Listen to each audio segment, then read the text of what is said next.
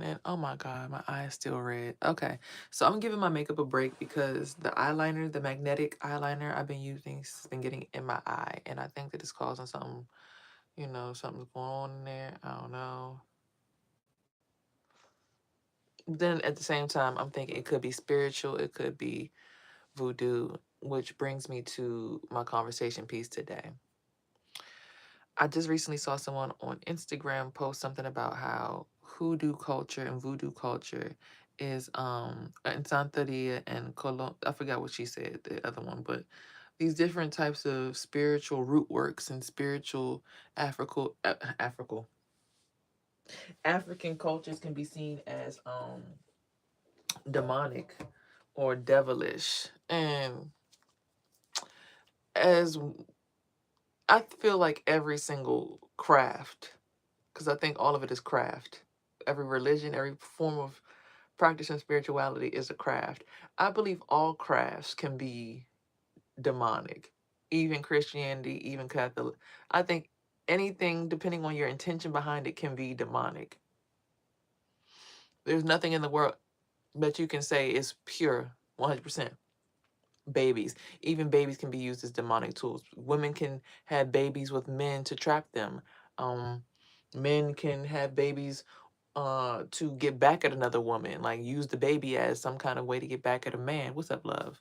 So when it comes to my take on life, everything can be either demonic or of light. Most things are balanced between both aspects.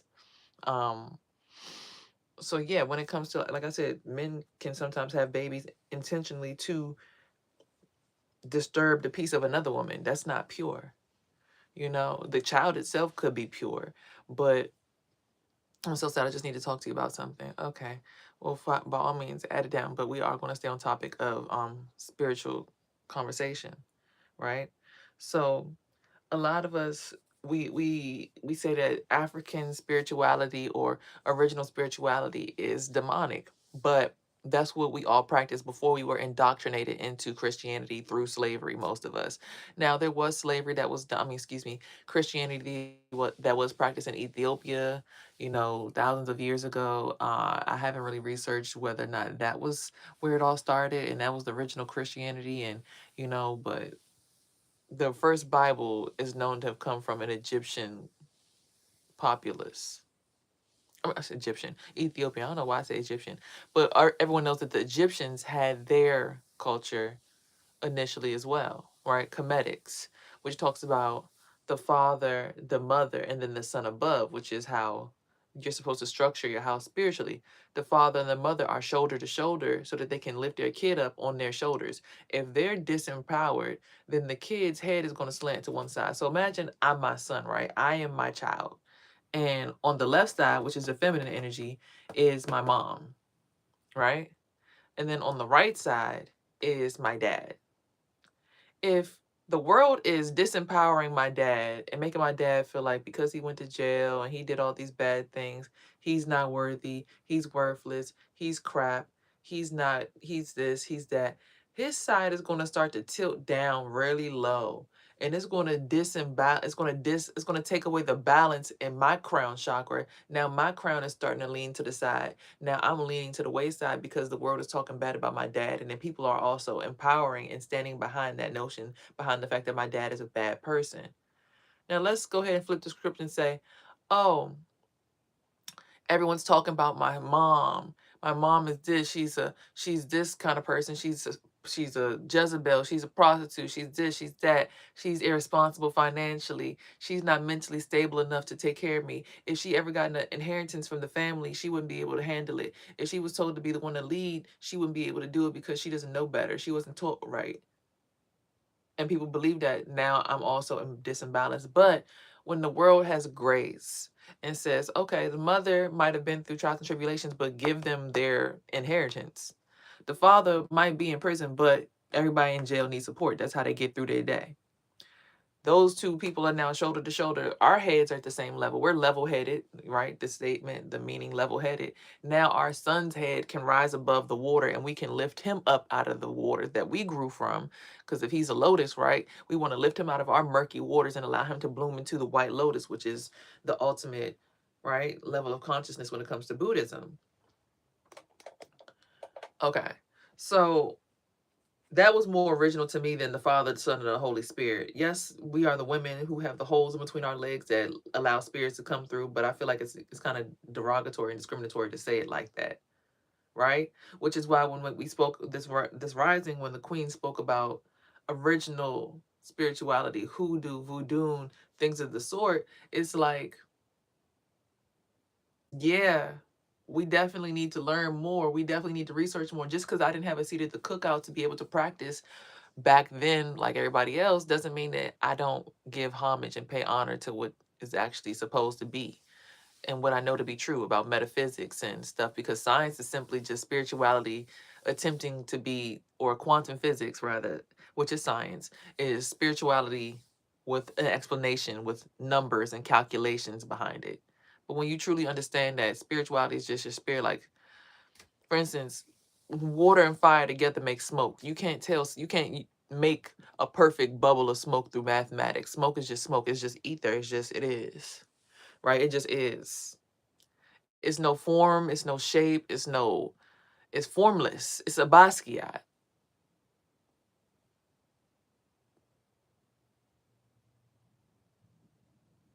Your soul is formless. It's a Basquiat. You are, imagine a frequency, a plasma ray. When people see you through a certain light, you give off electromagnetic currents, right? Based on how leveled your parents are. So say your masculine energy is out of balance. That might make your plasmic aura show up like this. Whereas if it's feminine, versus if it's level, you might have a round aura.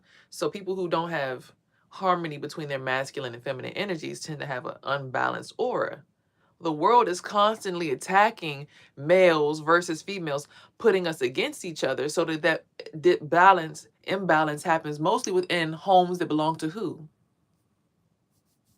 People who will probably practice that Santeria, that voodoo, and that hoodoo, the original spirituality that we had before we were indoctrinated into structures, crosses, triangles, pyramids, and all these geometry things that give it structure and take away the formlessness of energy, which cannot be created nor destroyed, only transferred.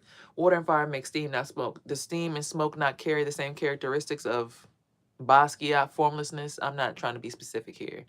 We not here to get, don't, not right now. Another day, not today. So when it comes to the practice of the voodoo and the hoodoo and all of the other hoodoo and all, we gotta understand that, and it's not to disrespect Oshun, Ologun, Shango, Yemeya, Allstet, uh, if we want to go the Egyptian way, Osiris, Horus. If we want to go the Christian way, Jesus, Mary. It's all the same people. They all just given different names and different stories. I'm just saying I don't need you to be specific right now because we're not being specific. We're just talking about this again, trying to give it structure when the structure of it really doesn't matter. The structure of it doesn't matter. The point is ether. It's formless. When you put those two elements together, it's formless. That's what we talking about. How spirit is formless. Your spirit can have the shape of a goose if you wanted to. Your spirit can have the shape of a triangle if you wanted. Your spirit can have the shape of a spiral if you wanted. Your spirit can have the shape of a star if you wanted. Whatever you want your spirit to be shaped as is what you want it to be shaped as, right? That's the point that I'm getting at right now. Is that once you finally alchemize certain things, you become formless in stature. My Cash App, y'all gotta type it. I can't type it. It's Euphoric Breath. Euphoric, EUPHORIC breath, right? So when it comes to even spirituality in general, you can follow Jesus all day and follow Christianity all day, every day, right? But until you're in the real world and forced to make real decisions, homelessness taught me this stuff. Yes, that's it. I'll pin it.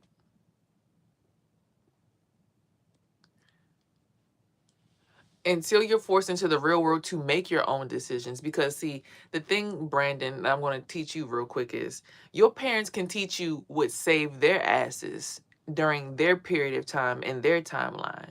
But until you have to go into the world and get your own format, your own formless sense of reality without them, because one day your parents will pass and you will be asked to lead your siblings, your children, and you might be the grandparent or the great grandparent or the oldest person in your family. It's no longer for you to believe the belief system of who came before you. That is a structure, yes. It is nice to have that structure, that format that can kind of give you some kind of grounding, right? However, when it come down to it in the real world, you got to have the discernment to know, is this person a demon or is this person an angel? Is this person's lessons going to get me further on in life, or is it going to backtrack me a few steps? And then even when you start to realize that even if a person feels like it takes you back 20 steps, it really truly prepares you forward. Because my last relationship, I thought that it tore me down to the ground. It made me broke, it made me crazy. I'm learning now that that relationship and things that I learned in that relationship were things that I could have never learned if I would have stayed in the safety net of mommy and daddy's lessons, if I would have stayed inside of a church. I had to learn the real world. I had to learn about voodoo and hoodoo because it's people out here who practice it in higher up rooms, in occult rooms, all that. I had to learn that because that's what's being practiced on us to keep us in these constraints, to keep us structurally bound, to keep us incarcerated energetically and spiritually. Most of us don't even know we're already living in the afterlife, but we haven't even been able to enjoy it because we have people who understand this knowledge and they're projecting their system, their spirituality, their structure onto us. And the reason why we feel like we got shoulders that hurt is because our spirit's not meant to be within these chambers, these walls. Yesterday, I did a meditation. I was meditating last night. And you know how they say that we can't go past the Arctic walls because it's just nothing behind them? I meditated on what could possibly be beyond the Arctic walls. And when I got out there, something touched me and my body just jumped like this. And it felt like electricity. I don't know what it was, but I was like, I spiritually just imagined or I guess astral projected myself out past that wall. And it was dark, but something purple and big touched me and my whole body just went. And I woke up out of my meditation.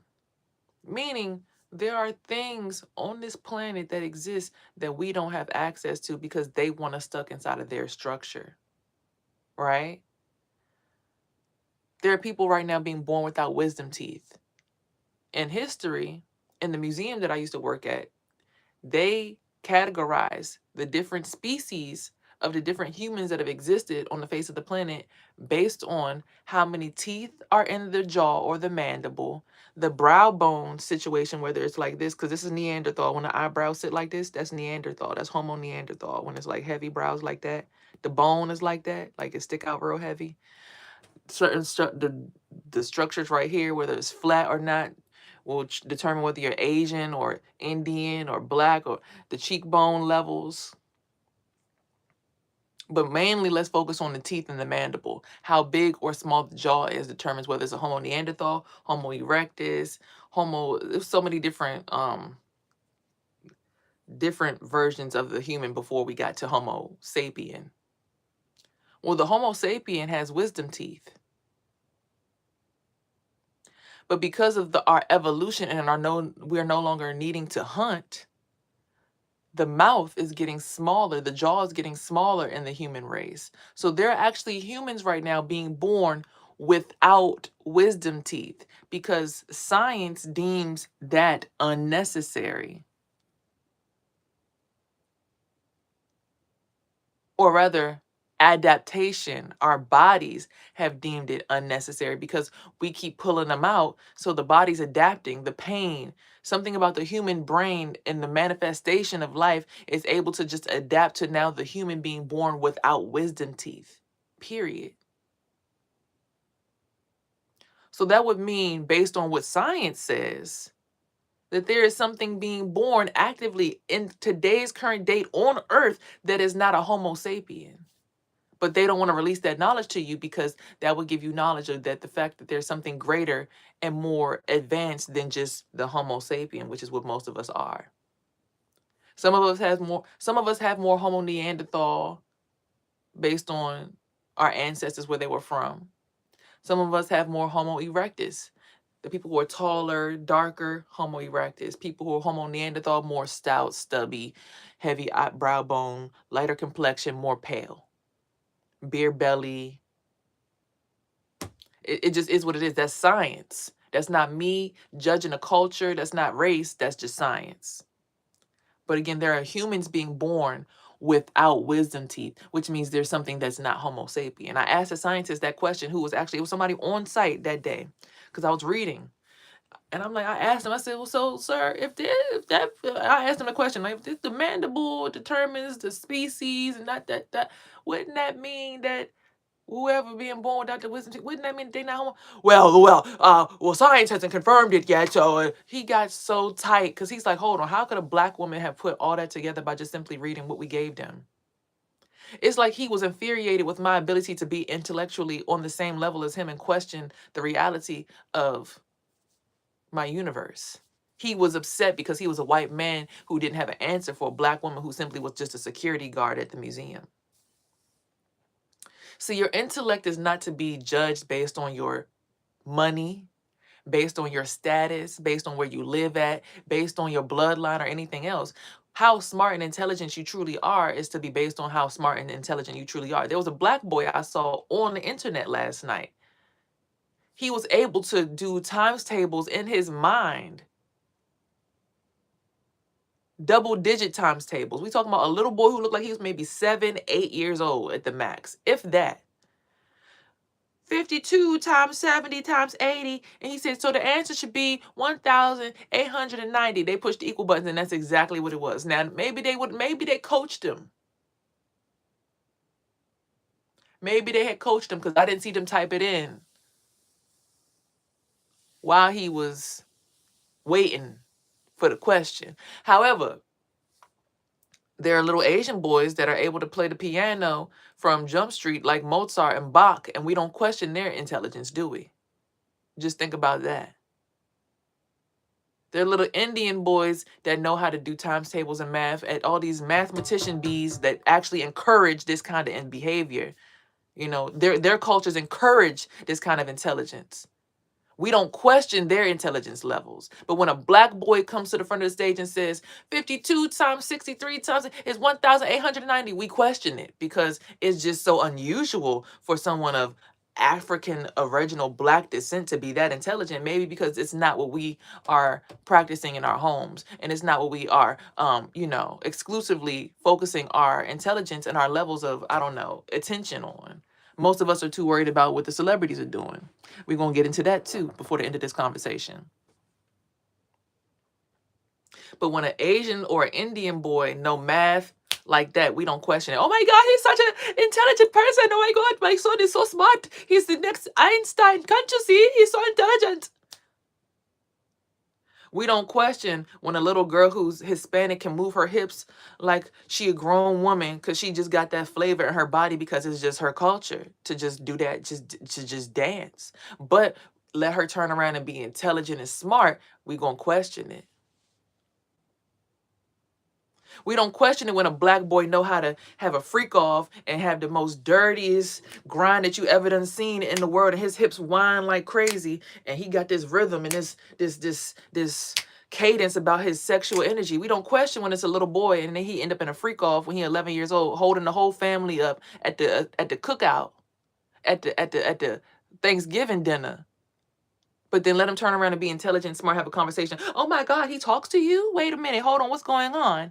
His brain, it's not just his dingaling. He's more valuable than just his sexual parts. But let's reverse it. Let us see an Asian girl dancing in sensuality and sexuality. Oh my God, she's so bad. Oh my God, yeah. Let us see an Indian girl practicing belly dancing and stuff. Oh my God, she's so hot, yeah. But when we flip the script and become intelligent, everybody questions it. So let's draw this all back to the beginning conversation. When it comes to our original spiritual practices, which is hoodoo, voodoo, and santeria, and all of those good things, it's demonic when we do it. But when the people who are using that energy and that notion, that knowledge, the Masons are using that stuff to control us, to indoctrinate us into their system and keep us spiritually dead while they give us Christianity to practice, and they're just there to just siphon up the sexual energy because we think that when we get an orgasm in church that is catching the Holy Ghost, and they just sucking up all that sexual energy that you leaking because you think you're giving it to, oh, Ave Maria. Meanwhile, they just in there basking in your sexual energy, recharging their whole entire bloodline. But they go home and they practicing stuff like voodoo and santeria and hoodoo. Then we question people about why they don't get invites to the cookout, not realizing half of the people who was trying to get the invite to the cookout was probably the nigga that was picked, because you know the famous painting A Picnic is when they hung black people and they sat down and ate. It's called a pick-a-nicka. That's why they call it a picnic, because they would pick niggas to hang in trees. That's why they call it a picnic. That's why we have cookouts. We don't have picnics. Black people don't have picnics because that's not our culture. We don't pick niggas to hang in trees while we sit down and eat peanut butter and jelly sandwiches on red and white blankets.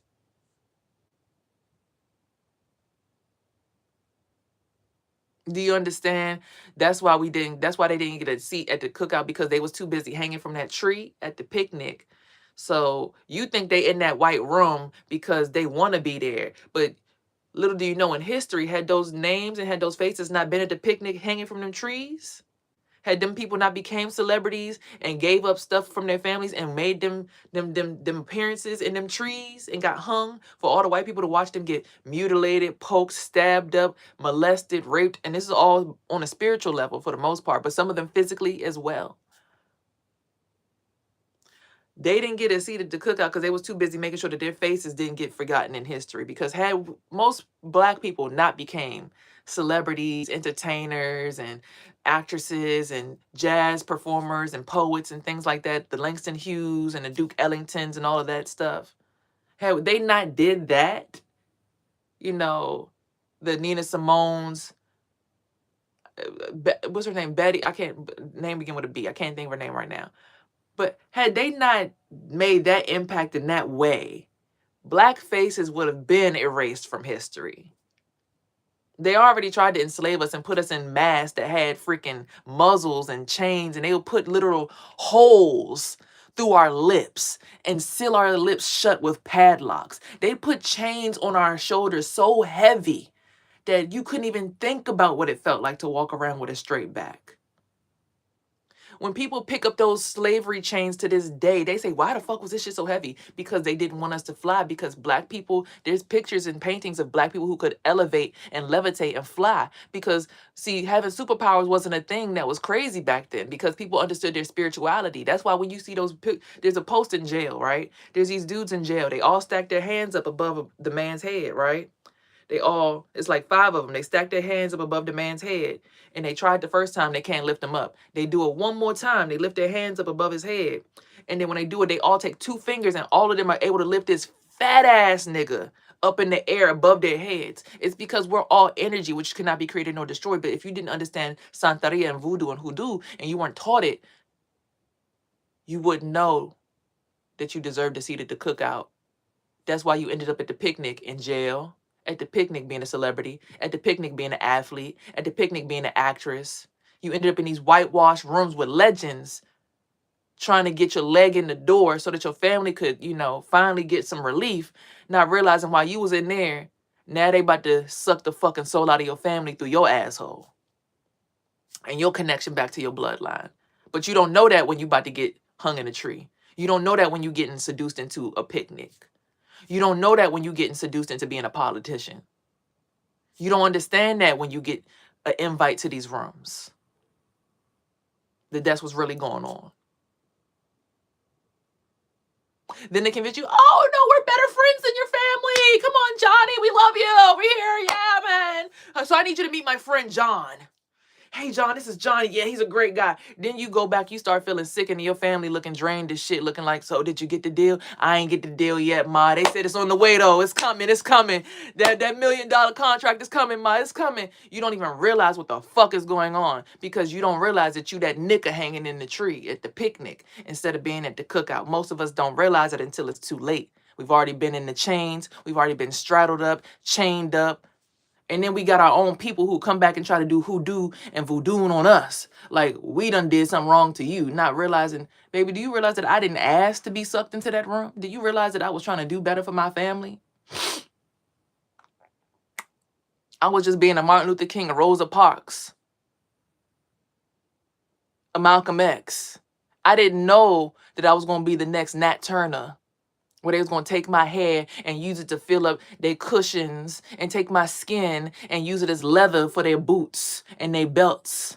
And they was going to take my bones and turn it into jewelry and bracelets and anklets that they could give their children. And they was going to take my flesh and eat it. So before a lot of y'all sit here and try to blame black people for being passionate about being black, understand what the fuck we actually had to go through for, one, this economy to be built. But then before you black people get mad at the Hispanic people for knowing how to do Santeria and everything else, understand that they probably was going through this shit because they also have Afro-Latina ancestors as well, because everybody was black initially anyway. Everybody had brown melanin until the continent split, Pangea, right? Until all the earthquakes happened. We all looked the same until then. So I just need y'all to remember, before you get mad at the sacrifices certain people got to make for certain shit to happen, for their face to be seen in certain rooms, even though when they get into them rooms 9 times out of 10, they probably gonna get devoured anyway. Unless y'all start using y'all Santeria and y'all voodoo and y'all hoodoo for the right reasons. Don't get mad at the person who got in the room. Just hope that their sacrifices was good enough for you to still make it through without being sacrificed too. And make sure you use your magic on the right people while you're trying to help that person get up. Or get up out the noose.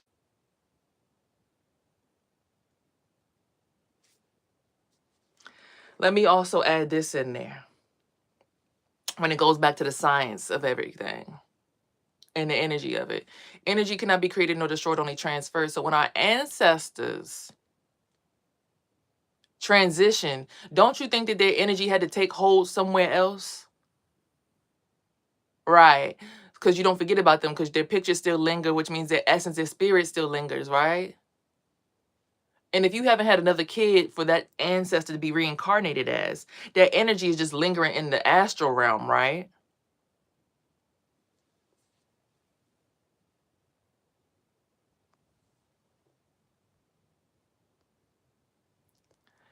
Just understand that's why certain people got their powers at a different time in life. That's why certain people have a different power that you don't have. Because an ancestor might have chose them recently to protect them because they're like, oh yeah, she getting that work done. All right, I got to stand behind her. All right, y'all, watch out. Watch out. I'm about to go back down to earth. I'm about to go protect my little niecey poo because, yeah, she putting that work in. We need, hey, if I don't come back in 30 minutes, I'm send 30 of y'all down here. That shit happens in the astral realm the same way that we, oh, hold on, who did what to you at school? Oh, we come up there right now. And if I don't come back from the school in 30 minutes, y'all come up to this, make sure they don't arrest me. The same way we do it in physical realm, they doing the same thing in the spirit realm. Especially when you putting that work in. Even if you haven't been initiated formally, even if you didn't get a seat at the cookout. Because you didn't choose to be at the picnic. 9 times out of 10, you was put at the picnic without even realizing it. Sometimes parents, we lose our children without even realizing it. I lost my son because I left my apartment and my family was just like, yeah, we're going to teach your son the right way to get by. Now my son talking about something, he the Riz Master 3000. I'm like, boy, if you don't keep your fucking dick in your pants and don't be giving all these women access to your energy, the lady at the school feeling all down, she's like, oh my God, thank you so much. I'm looking at him like, nah, I start feeling her riding my shoulder. I said, if you don't get that old ass lady off of you, who taught you that? Y'all teaching little kids how to be freak off masters, then wondering why we got Diddy's and Trumps running around. Not making an excuse for their actions at all. Hear me out. 9 times out of 10, they mothers was at the cookout. Hey, come on, man. You know, you got to do what you got to do, man. Just make sure auntie so-and-so, if they come over there and they need something, you just give them whatever they need. It's called being kind. It's called being nice. It's called being polite. It's called using what you got to make sure everybody is good. You got to make sure people good around here. That's your job. You ain't got no job. The least you could do is. And the little boy gets so sexually motivated in his life and gets so many sexual demons from all these grown-ass people that his own mother done taught him how to train.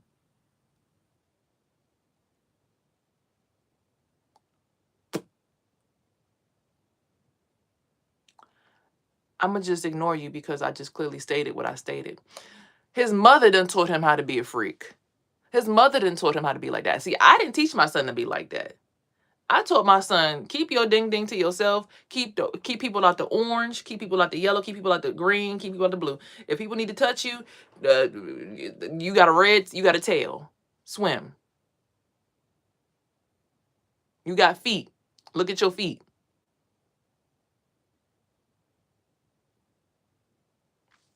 That's what I taught my son. What he done learned recently about all this being the Riz Master 3000, Ding Ding Master, learning to get his money, his energy from being like that. Yes, sexual energy makes the world go around, but I didn't teach him that. He learned that when he was away from me for 10 months. He learned to support older women and see what they had to offer that could make him feel better when I wasn't around to keep him safe.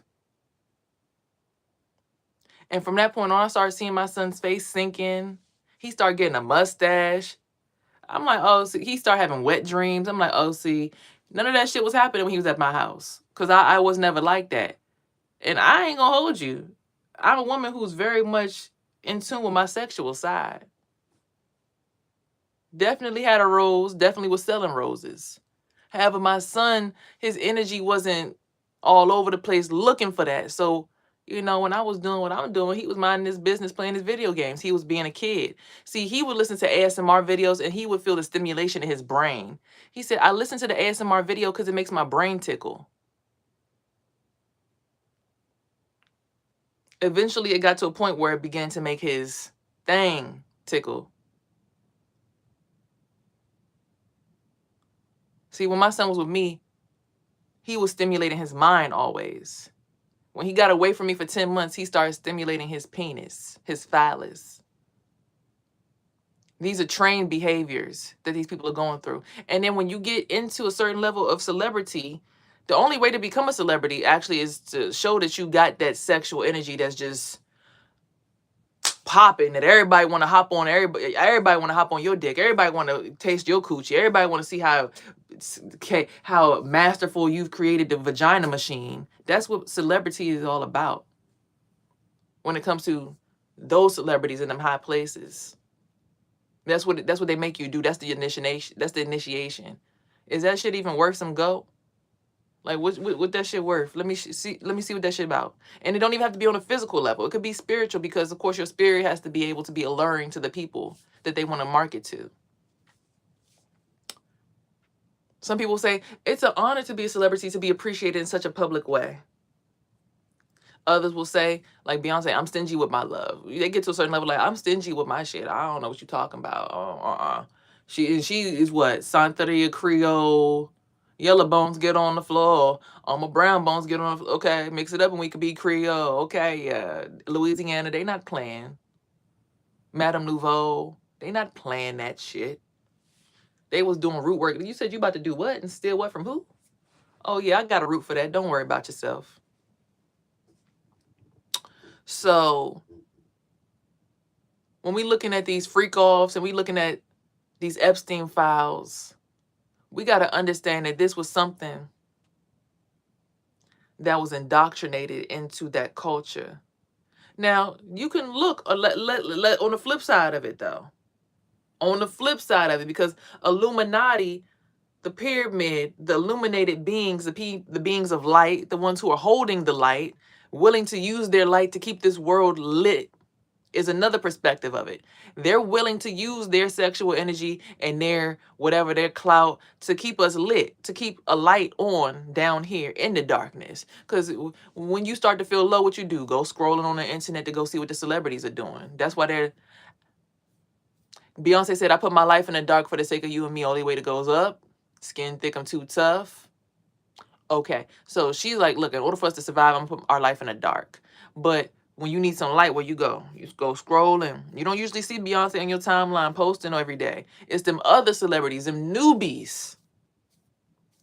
You see them posting every single day. You seeing who they fucking, who they fighting, what's going on, them baddies, or they pregnant now, or they in labor, and they get so used up that their energy, so eventually they have to go sit in the dark. And they have to go be a ancient being, a timeless Illuminati member, a timeless being. I'm not saying that Beyonce and them is Illuminati, but I'm saying the illuminated beings are who they are because they are at the top of the pyramid. They are the ones that the people are focused on. They are the eye that everybody's focusing on. When it comes to that $1 bill, if you look on the back of it, right? So when we look at it from a different perspective, like instead of when we looking at it demonically, it's like, oh, they're using their energy to keep focus on something so that we don't lose focus on feeling like we dying and depressing in the dark. Oh, that's a different perspective. I never thought of it like that. But because of the people who run the rooms, they're giving us the most negative, low vibrational frequency to be empowered by. Not by choice, because Meek Mill stated, he said, they pay us more to perform in this fashion. They pay us more to give y'all this kind of content. They pay us more to degrade ourselves for the sake of you guys having something to watch. They said it. They've said it. Cardi B, Young Miami, all sex. They say they don't let their kids listen to their music.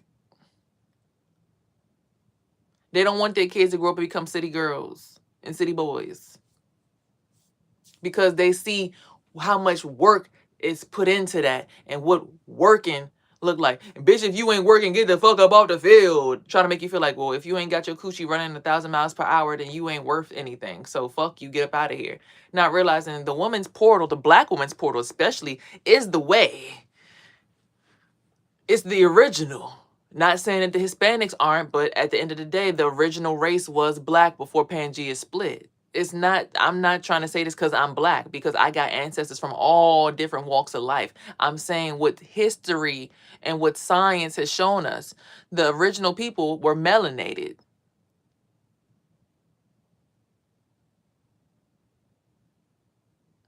The original organism was melanated. That is the way back home, the original wave of being.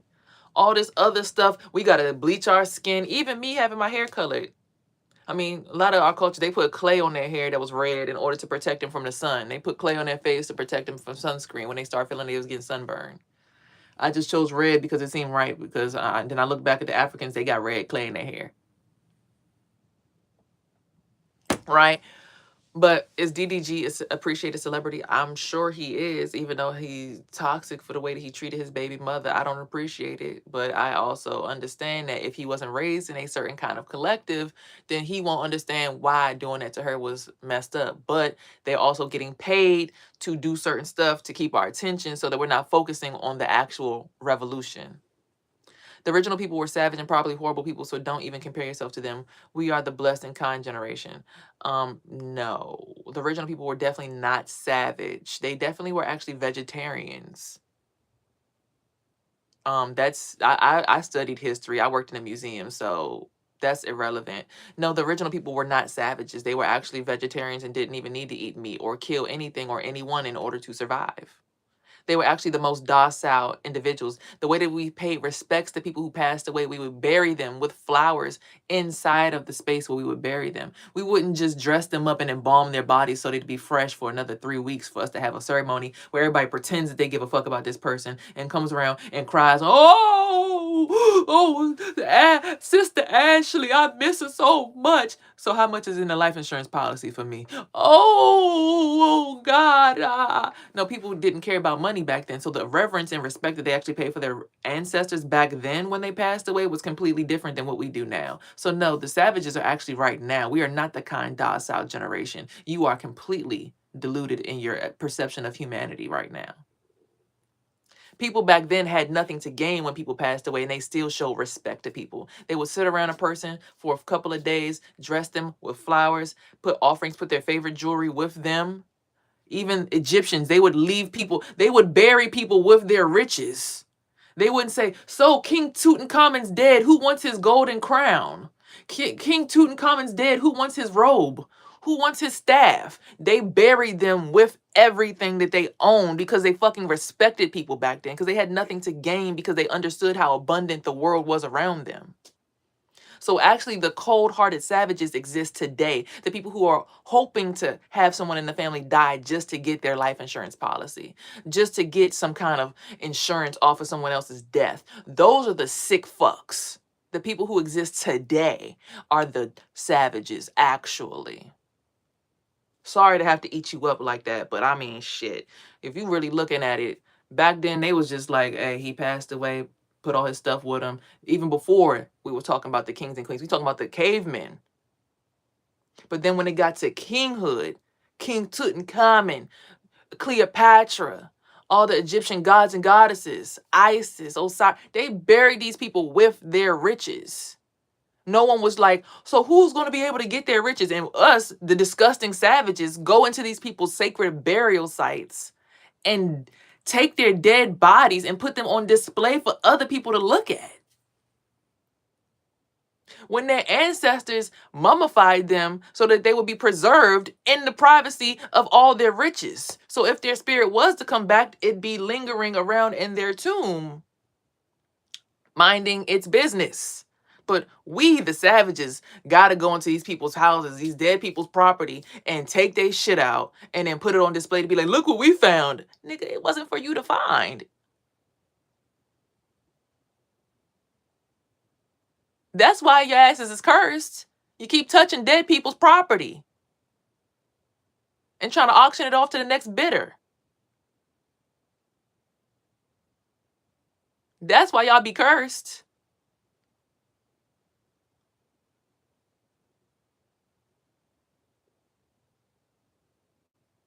The true ancestors, the true gods and goddesses, building pyramids and stuff back then that we don't even know how to build today. That we don't even have cranes tall enough to construct today.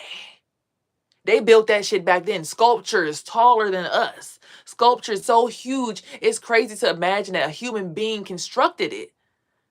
And y'all go into these people's houses after they done passed away and take their dead bodies and put them on display. Take their diamonds and their jewels and auction them off at fucking biddings. And wonder why we walking around as a diseased, disenfranchised people. Y'all going into the dead people's houses. And even today, in the space where people have technically passed away and we're in the afterlife currently as these spirits stuck in our own time frame, living on our own timeline. Y'all disturb people so much. Y'all say, fuck it, go get a job and go to work and work for me and make me rich while you get poor every day. And I suck the life out of you. Oh, your uncle's dead? We're going to take his house and auction it back to the city. And no, you can't have it. Actually, no, there's a law that says if we're going to make you pay the property tax, which is the price of the house, or else we take it. The person paid the house off for their family to inherit. What you mean you taking the house back as the government? What the fuck are y'all talking about? And y'all wondering why we walking around cursed. So when it comes to that hoodoo and that voodoo that you learned in that Commission ancient knowledge that y'all learned about geometry and all that other stuff and how to make shit levitate and understand why the chains on black people was so heavy, because we actually did know how to fly. So when you sitting here trying to be a part of the portion of the heaviness on someone's back and you don't understand their spiritual journeys and y'all sitting here in spirit talking about some fuck you.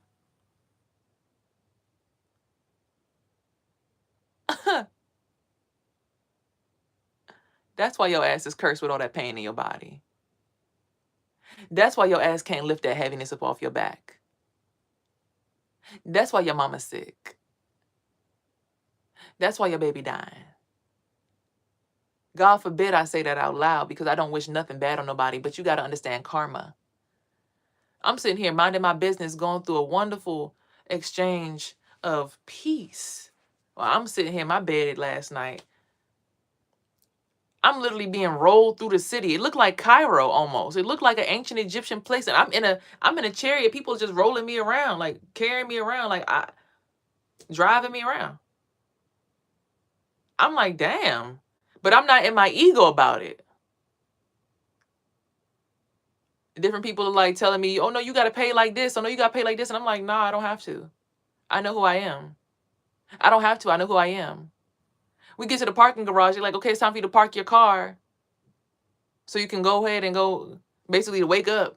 So now I've somehow went from ancient Egyptian everything, Ethiopia and all this other stuff, to finally making it to a modernized parking lot in my dream. And like, you got to pay. I was like, okay, well, let me go get my money out of my car. I don't have to pay you up here. I'm gonna pay you down here. I'm gonna pay you my way. And I hear somebody that sound like my neighbor saying, fuck you. And my body felt like I was in so much peace when I woke up. I felt so at peace, but then I started feeling whatever pain and agony was in that person's soul. You see, people don't realize they live in a whole different life than you because of the choices that they made to go against you. They don't know how protected you are by spirit. They don't know how blessed you are. So I'm going to just go ahead and block your third eye about my life. I ain't got to feel what you feeling. You can get your motherfucking ass and go pay attention to your own life. Are you okay? Because if I block your third eye about my body, my back don't hurt no more. That's your pain that you got to carry around. That's your burden that you got to carry. Because you decided to be somebody's fucking hindrance. Now you got to be their footstool.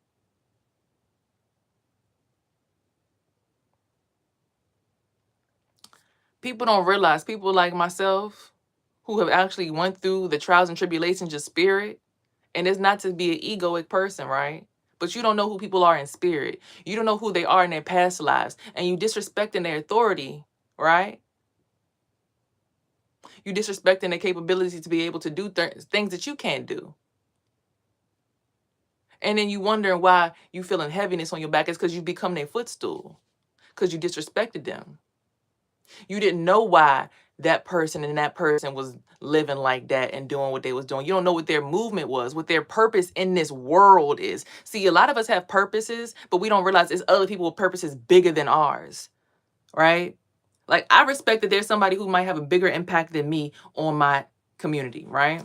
But if I come into the community and I understand that there's something wrong, and I'm like, okay, yeah, the energy's fucked up in here. This person's draining this person's energy is in this person's house. Everybody needs to be reorganized. So everybody needs to be split back up into their own special, like their own separate apartments. And you need to be living like you have walls in your apartment, and then balance your energy. I need all the single women to get financially stable. I need all the single men to not become narcissists and think that they can just mentally, spiritually abuse women just to get access to their resources, just so they could get richer and then stunt on bitches. I need these kind of things to happen. Based on what I see in the community around me and things that I've experienced, I understand this is what's necessary for us all as humans, whether we're Black, white, Puerto Rican, Chinese, Asian, whatever, to move forward in life. That there has to be a respect about the actual gender roles of people, because men cannot have babies and women cannot lift it. No, women can actually ejaculate. Women do have miniature penises, and our balls are technically our fallopian tubes and our ovaries. And we can weight train till we're strong enough to pick up certain weight. Actually, no, a lot of the things that men can do, women can do. But there's things that men just can't do that women can do, which is bleed for 7 days straight and not die. And birth a baby. Y'all can't do that. But everything that y'all pretty much can do, we can do. We might have to, stay in the gym a little bit longer. But we can do a tuck, backhand spring.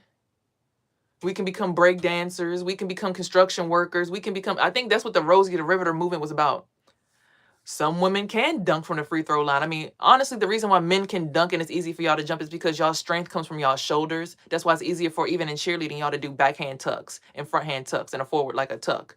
Whereas for women, it's easier for us to do a handspring, which is us being on our hands and then using our hips to flip us over. Right? So we're actually capable of doing pretty much anything men can do, but based on our body structures, we're not supposed to. That's why our pelvises are shaped completely different. We're not supposed to be able to, but we could if we wanted to weight train and do it. No matter what men do, men cannot create a baby inside their stomach. Like y'all can't grow a baby in y'all body. No matter what y'all do in ever. There's nothing in the world that can make you ever be pregnant. Ever. Or have a period. Ever. There's nothing. There's no science. There's no sex change. And I respect all trans men and women, but there's nothing a man can do to grow a baby in his body and have an umbilical cord attached to his placenta and push that baby out. The only species that can create a baby that's male is a seahorse. So unless you want to become a seahorse, you're never going to be pregnant. So I wish men would stop trying to make decisions for women's bodies and make laws against women who want to get abortions from their rapists, or rather maybe even partners who are abusive as fuck. I wish people who didn't have women's bodies had to say so about what we do with our freedom.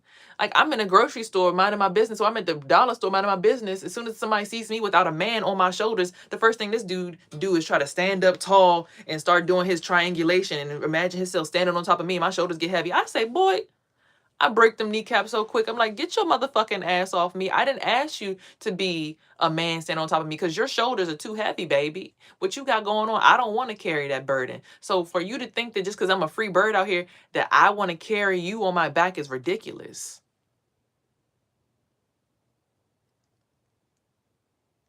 We don't even know each other that well for you to be even trying to spiritually ride me. And the fact that women got to defend ourselves every single day from men who just feel like they had the right to, just because they feeling low, to just plug into a woman because she looks like she's flying high. A woman was flying high walking in the gym the other day. A man was feeling low in the gym because he got outworked out of his bag and he was feeling empty. So he's sitting here searching. All the men is like covering their sacral chakra, covering their orange up. As soon as he see a woman walking, he looking in her ass and imagine himself sticking his dick inside of her, and her shoulders just went like this, and she's like, she went like this with her phone and then went like this with her shoulder and picked her phone up and went like this. For you as a man that think that you got the right to walk up in a woman's house and get up on her back and do anything to her, fucking ridiculous. And even my ex, when he did it to my neighbor, I'm like, hey, why you need to get out of these people's houses? Why you? Just because he was taught to be a supportive energy for all these people. He was taught through his celebrityness, through his stature, that it's the right thing to do is collect a bunch of cuckoos on your ping ping, and that's gonna make you a boss because you is energetically responsible for all these different wombs, and then you can give access to these wombs to other people. You can hand out different coochie flavors like cookies to different people up above you, which gives you clout. And they, oh, he always bringing back the good ones. Yummy, yummy. Okay, go ahead, good boy, good boy. You know what? We're gonna give you more followers and more clicks and more subscriptions and stuff. And they've taught black people to do that stupid shit to each other, and Hispanic people to do that stupid shit to each other. Meanwhile, the Asians and the whites and the Indians are at the top protecting their wives, drenching and draping their wives in gold bangles, gold crowns, gold necklaces, and they sit at home cooking foods. And they also got people back home doing their spell work and they Hindu, voodoo, and root work and spiritual work. Meanwhile, we sitting here trying to fight each other about who's the most popular person in the neighborhood. Are y'all fucking stupid? Like, and then y'all see somebody get broken down, and the first thing y'all do is start celebrating. Like, yeah, we did that. We fucked them up. Woohoo! Yeah, we did it. Yeah, y'all, we saw what we did. We fucked up our own kind. Look at, because yeah, we don't play that, bitch. I slay. Yeah, bitch. Are you fucking stupid? At the top of the, like, the group that I want to perform. The group that I want to now make for my platform is about women who are from all different financial standpoints, all different backgrounds. We can look at each other shoulder to shoulder and be like, okay, so who needs to get lifted up? We're all shoulder to shoulder, but who needs it this month? Who needs it? Okay, everybody who has it, Let's fund her business so that her business can be successful and her business will pour into our community. And then whoever needs it after her, we're going to keep on going around until everybody is successful in the circle and everybody got money. And I pray that most of these, I'm reaching out mostly to the single Black woman. That's my demographic, the single Black woman, because I, as a single Black woman, have fallen into narcissistic relationships. Yes, they taught me a lot about myself, about spiritual accountability and things of that sort.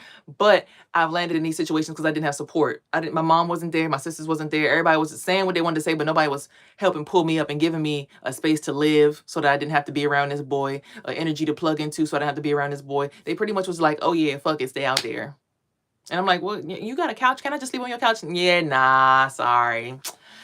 Yeah, nah, we're good. Nah, we're good.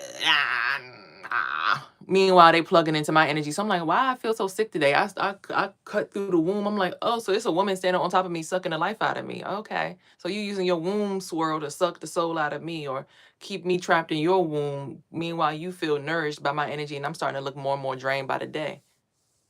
They was hoping that I was going to die. They was hoping I wasn't going to make it. They was hoping that somebody was going to hate me enough to suck the life out of me, or I was going to hate my life so much that I just committed suicide. And that was my own family. So my demographic that I'm reaching out to is that single woman who might be going through a spiritual elevation, but people want you to think that you're going through a spiritual transformation into death. But the whole time you having a rebirth into your best self that they just can't stomach because they just don't want it to be you. That's really my demographic right there. But before we get too specific, I wanted to just be single Black women. Right? And people who are married and financially stable can join the crew too, because y'all can donate y'all funds into these single Black women and be angel investors into these women. Support their business. Now you got you a stationary hairstylist and nail tech and masseuse therapist, all from the same collective, and the energy is all between us, so the money never leaks. It's in our circles, in our community. Because too many of us, we get to a certain status and then we want to go let everybody in. And then they come in, they just come in to swipe up all the resources.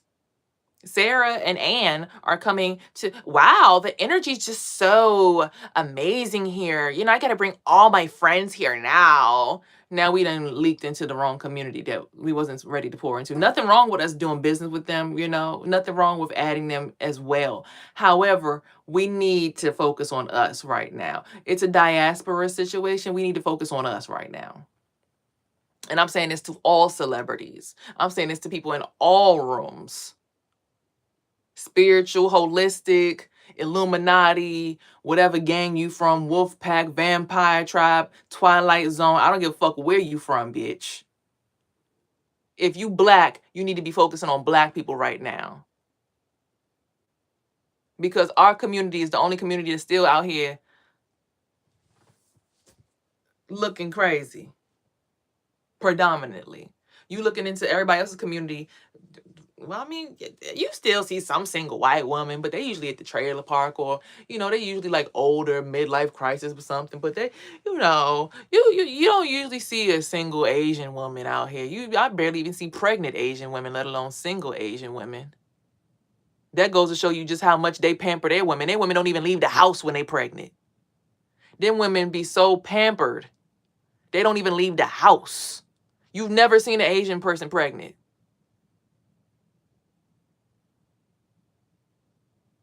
They don't, and let me tell you about their culture. The parents will be so happy they getting a grandkid, they will send you like 2,000 yen. You're having our grandchild? Congratulations, we're sending you money today. Then you have baby and birthday, they give you another $5,000. They paying you to have their grandkid because they understand the importance of the woman, the womb, and life in general. That's how it is in their community. That's something that we still haven't even touched, which is something we probably used to do back in the day when we had those Egyptian pyramids and stuff. We probably offering up, oh yeah, frankincense and myrrh for Jesus Christ. Okay, I'm just saying. We was giving out spiritual gifts and different tools, and you know, we was giving out gold blocks and stuff back in the day, but we gave our abundance to all the other communities because how did Black people get traded into slavery, do you ask? Other Black people. Other Africans who didn't want to get traded into slavery, they started to trade other Black people into slavery. So when it comes to those people at the picnic, some of them did not choose to be in the tree, but there's some people who saw, who got caught at the picnic and they didn't get caught, but they got caught, right? So they got a little thing around their ankle. Lead us to where the rest of you niggas live at.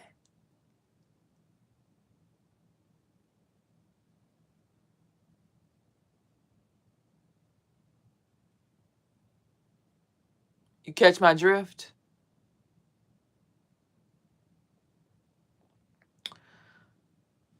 So in all the other cultures, they gifting pregnancies. They oh my, in our culture, what the fuck you doing pregnant? Oh, who is the dad? How, so I hope you don't expect me to be taking off work to take care of your baby for you.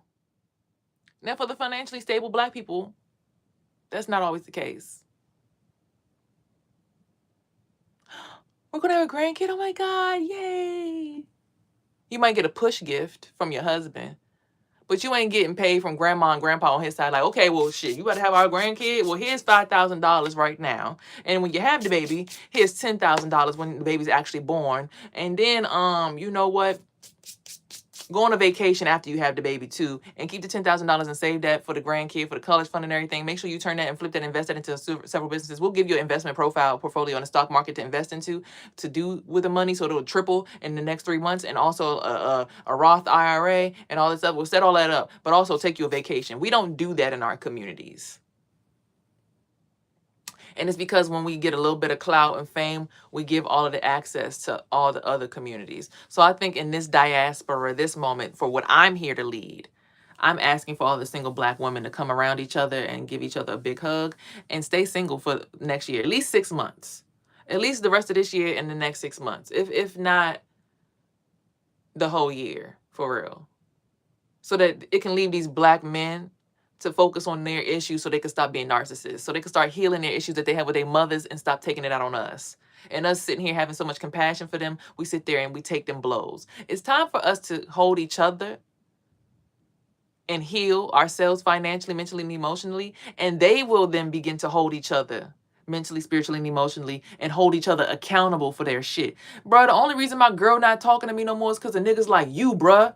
It's niggas like you that come around that don't want to take care of your kid, that don't want to do the right thing, that you putting your hands on your girl and shit. Now my girl acting funny. Yeah, we need that from y'all. Yeah, we need y'all to speak and talk that shit. Yeah, we need that. Because them boys that's doing it out here in these streets, they gonna keep doing it. And then when you have a daughter, they sons gonna be the ones doing it to your daughter if you don't nip that shit in the ass right now. So that's what I'm calling for. I'm calling for that revolution within my own community. I don't give a fuck about what's going on in Sarah and Ann's house right now. I don't give a fuck about what's going on with the communisms, with the politicians. We can get there eventually, but right now we need to go into our own homes and start thinking about, so when we all black women gonna hold each other and have a hug and a kiss on the cheek. Okay? Hug and kiss on the cheek. Girl, you need something? You good? Because I literally I almost wasn't able to pay my rent, and I'm still seeing Cash App and Apple Cash notifications coming through. It's complete strangers holding me up right now. Not my family, not my community. So I need to figure out why that's a problem.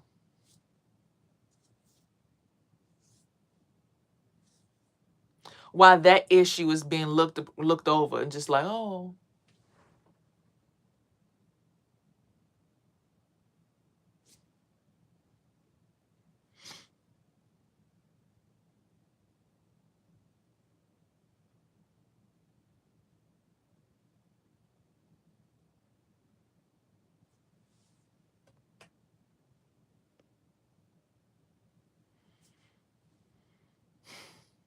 That's what I'm calling forth right now.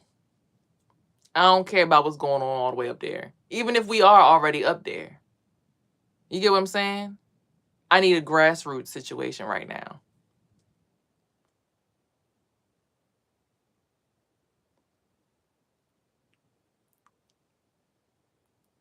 I need us to focus on us.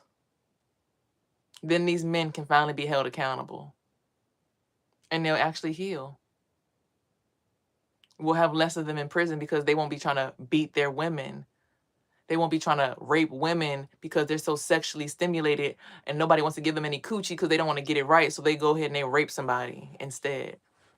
Or even if you're like, no, not right now, they still pushing like, bro, you know you want this dick.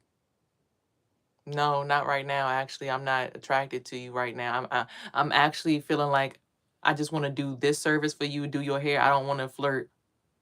I just want to be your hairstylist right now. I don't want to be your hairstylist that you got a fantasy in your head that you want to fuck on. I don't want to be that, right? I really just want to do your hair and get paid because this is my business. This is what I do for work. I'm not no fucking prostitute, bitch. I really just want you to get your hair done and leave. And not because I don't respect you as a human, but because this is my business. You're not going to Target fucking the cashier.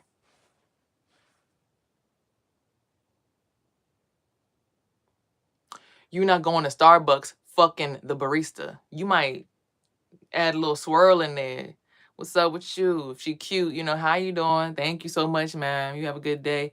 Or most of y'all usually be like, and just try to run off. Keep your energy when it's a big business. But when it's a small business and it's a grassroots, you want to sit there and, yeah, what y'all got going up in here? I like how business running up in here now. Oh, yeah. Ooh, that's fast, too. Ooh, ooh, ooh. That's not what I came. I just wanted to do your hair, homie, and get paid because this is my job. I got bills to pay. I got rent. I got car note. I got this. I got that. I got shit to do.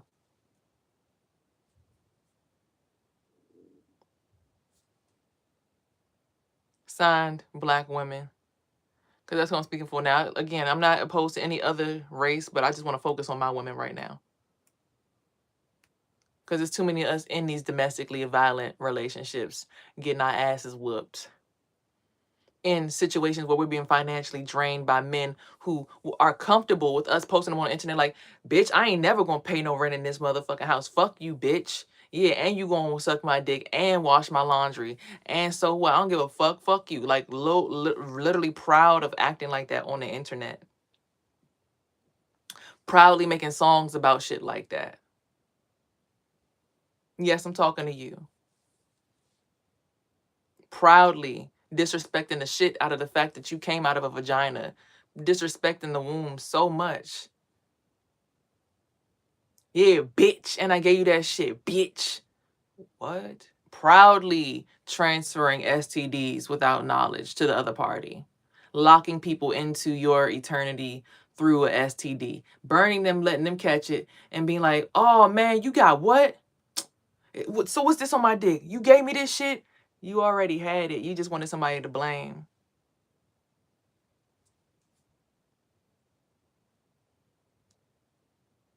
When I got herpes back when I was 17 years old, I didn't blame anybody. I didn't even say maybe it's my baby daddy. Maybe it was only one person that I knew had slept with somebody that I knew that had herpes and I had been sexually intimate with them. It was only one person. But I still didn't blame him. I blame myself for not getting STD results before doing anything with that person. I never blamed him. I never once was like, that motherfucker, he was fucking on so-and-so back in the day, and I heard that she had herpes too. She probably got it from him, and he probably gave me that shit because and he knew he had an outbreak. He ain't tell me. I never did all that because I knew right around when it started to happen, when I started getting the outbreaks in my mouth, but I still didn't get mad about it. I never blamed the soul. I took accountability on the chin. I'm like, I got herpes. I told my baby father, he was like, it's cool. I ain't tripping off that shit. I ain't got that shit, so I'm not mad at it. It's whatever. Never seen his STD results though. Some odd reason when I said that it made me bite my tongue.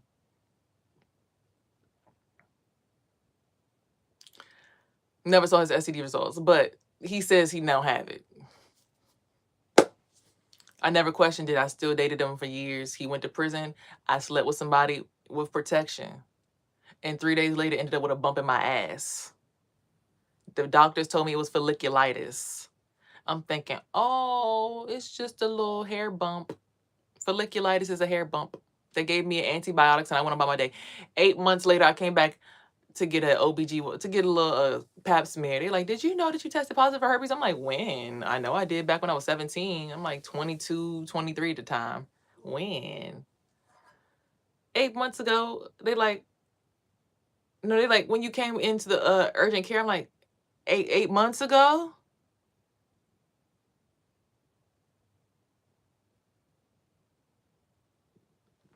So that's why I don't trust the system and the government, the healthcare, and everything I see on TV. Because how the hell you let a person walk around with herpes unknowingly for 8 months and you had record of them having herpes and you didn't think to talk to them on the phone directly about the fact that they have a lifelong STD?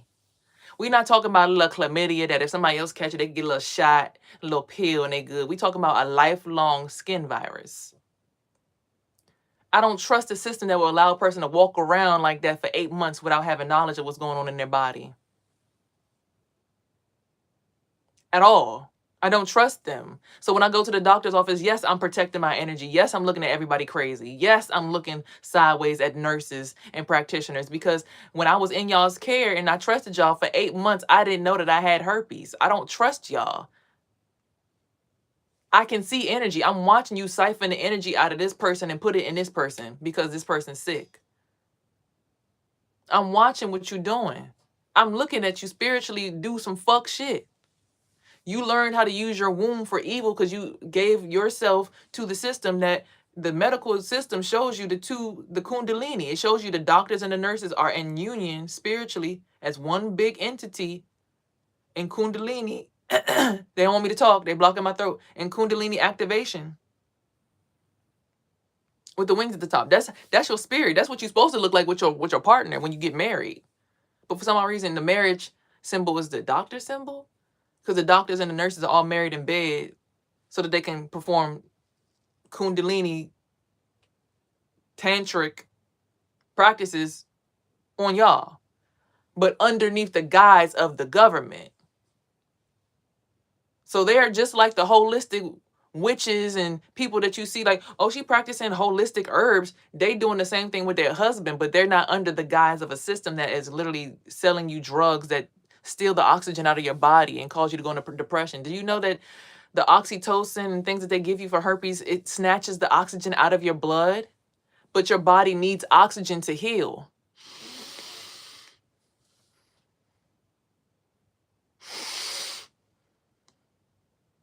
So if you're giving me a pill or forcing me to date a person that steals the oxygen out of my body,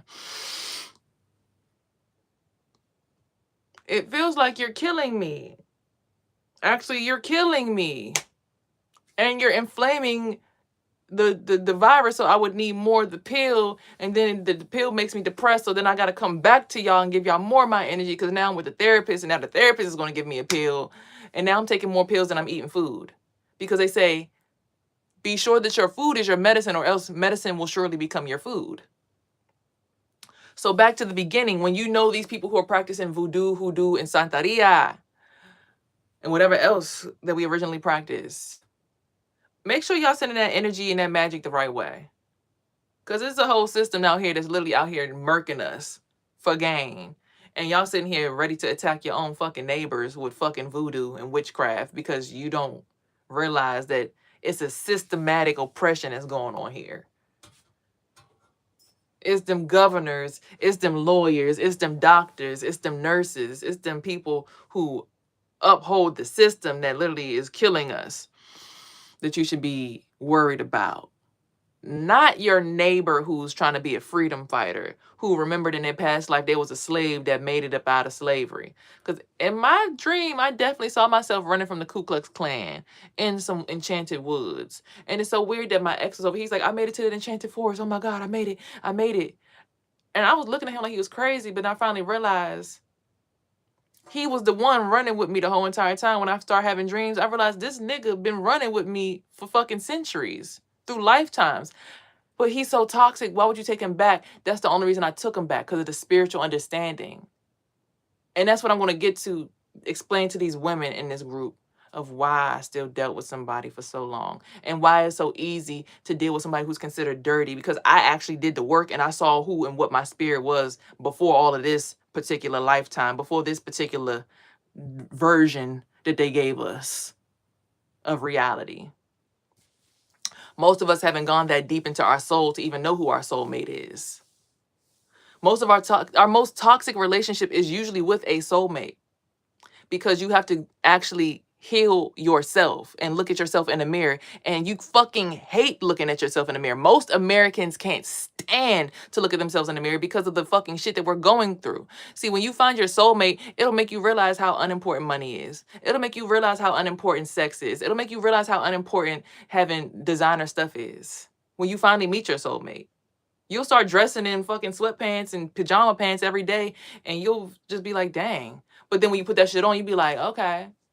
But when you date your soulmate, you usually, yeah, because it's your soul that's happy. It's not about the stuff on the surface. See, the reason that most people fight, most couples argue, is because of stuff on the surface. It's the finances. It's the image to the world. It's never usually about the soul connection. The two souls is enjoying each other, but it's something about how the world feels that makes them so. Of one of us, if we don't have enough money for rent, now we stressed. If we don't have enough food stamps for food, we stressed. If we don't have, oh.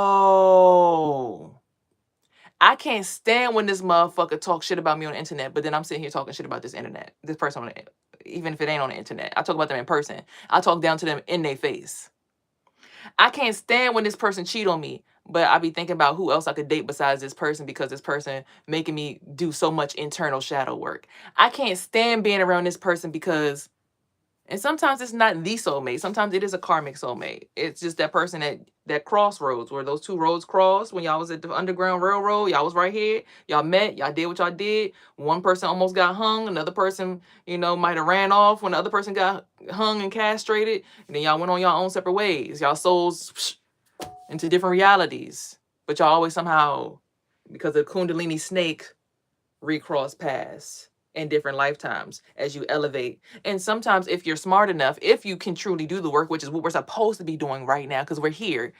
We zone 6, God, we right here.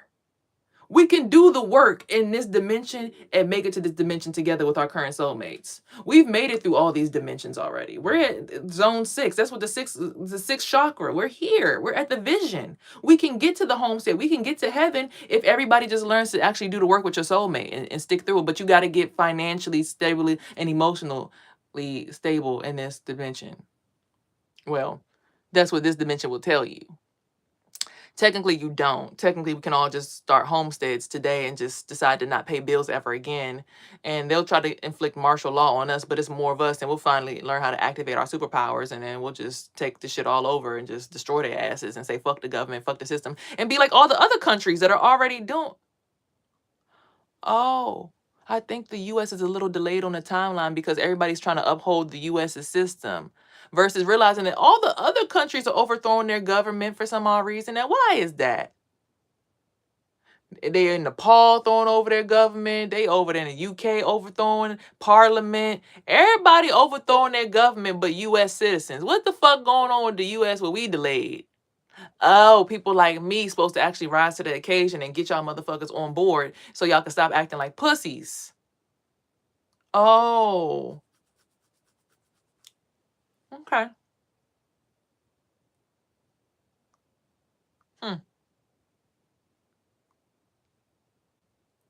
Well, we can give them an ultimatum. Either we're going to do it in peace or it's going to be problems. So which ones y'all want? But we all have to be unified in our own communities and not want to kill each other in order to actually, state that. Because in my last neighborhood, everybody, they hated me for a little bit, but eventually once they got to know me and see who I really was, juxtaposed to the other character, the villain in the story, they start realizing, oh, she's not a bad person. You did her dirty. You did do her dirty. Even her own family turned against her because she did me dirty. But we ended up learning to have a line of respect where when her mother passed away, her mother came to me spiritually and was like, tell her I'm okay and I'm with her brother. And she finally came to my doorstep and I told her what her mother said. And we hugged. We ain't become friends after that. But we had an understanding of who each other was. And then the whole neighborhood was copacetic and we stood on business about it. I protected all the little boys. She protected all the little girls. That's why my son's friends now, they find comfort in running up inside of my space because I was who they was attached to a lot of their childhood through like middle school, elementary school, like 6th grade all the way, 5th grade, 6th grade up. They was always running into my house. So they feel safe with me because we built that rapport in a non-sexual way. Now they're getting a little fresh You know, they're getting hair in spaces. It's a little different, but they run to me because I'm like a second mom, because they mothers is so busy about life. And I'm like, I was always like, oh, play video games, snacks, whatever y'all need. Yeah, come on. I'm just sitting there chilling. I was just a vibration. I'm just like, whatever y'all need, go ahead. Because I had it on me back then. Because I had clients and it just, the love was just loving. It was just easy. It was no thoughts about, oh, are they trying to be sexually oriented? Now, when I start seeing some text messages, I'm like, whoa, that friend need to be put on standby. Like, well, what the hell is that? Why is he giving you a picture of a person stuffing us up with white stuff coming? Nah, that boy can't come over here no more. But nonetheless,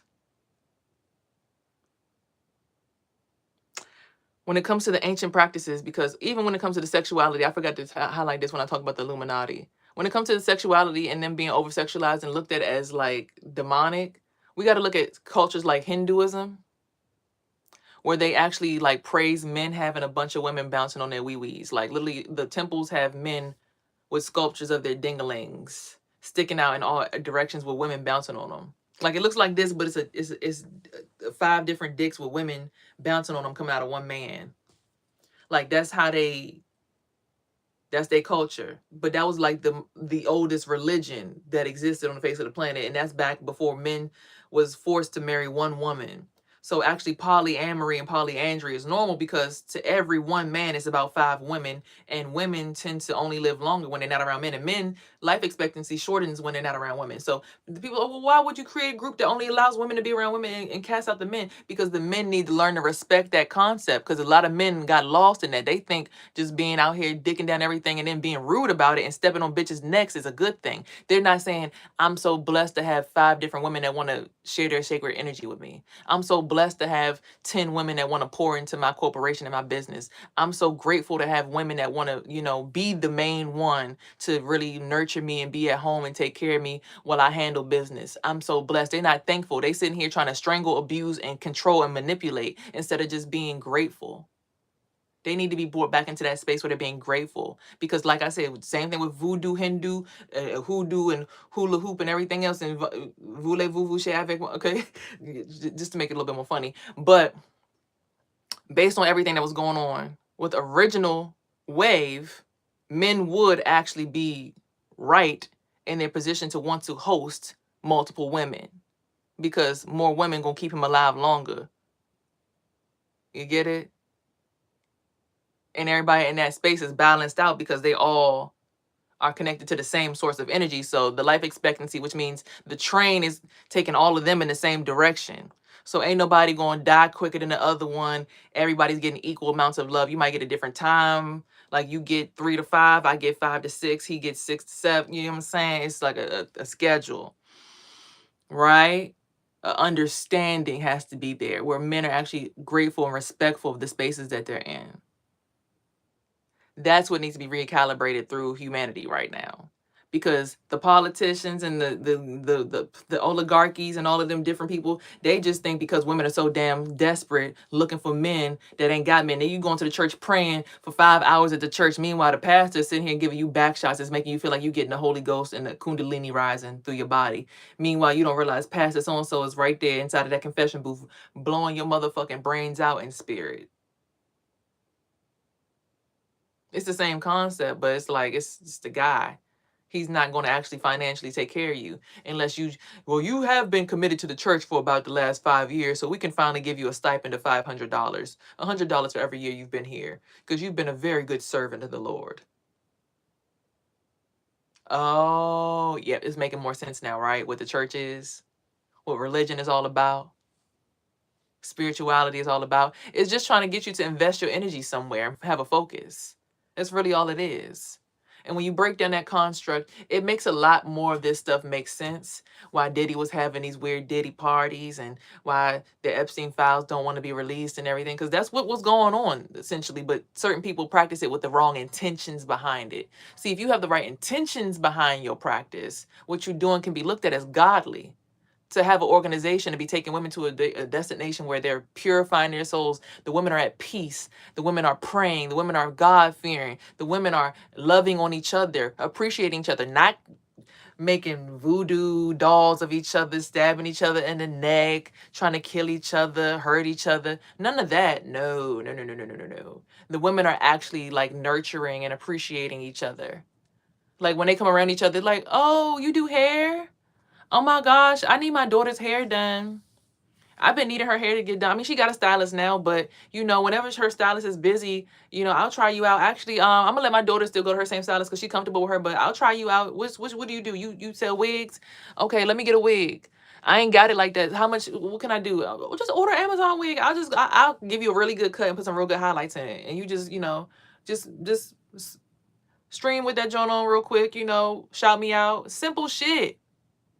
But it's hard for a person like me to invest in people and trust that people are going to do that with my energy when I've been shown nothing but disrespect from the first time I meet them because of how the world has trained us to act and treat each other, especially as Black people. That's why I keep coming back to us, because we were taught to hate each other. We were taught to, oh, because you on the field and master like to fuck you more, I'm going to treat you like shit because you ain't really all that. He just like you because you give it up easy. No, he really actually kind of liked me because he realized that I got something that you don't have, and it's class. That's a soft heart. Yeah, pushover bitch, actually, what I would never be. And it's just like, oh, God, child. Why are we even fighting over we both slaves at the end of the day. Why are we fighting over who get the fuck massa? I don't even want to fuck massa. Like, you know, we was taught to fight over that right to fuck white dick.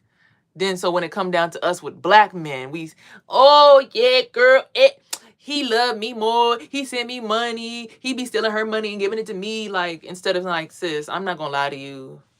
This is, I can't believe that we even getting to this point. I can't participate in this. I'm gonna look out for you, you know, spiritually, and make sure you good, because that nigga is foul.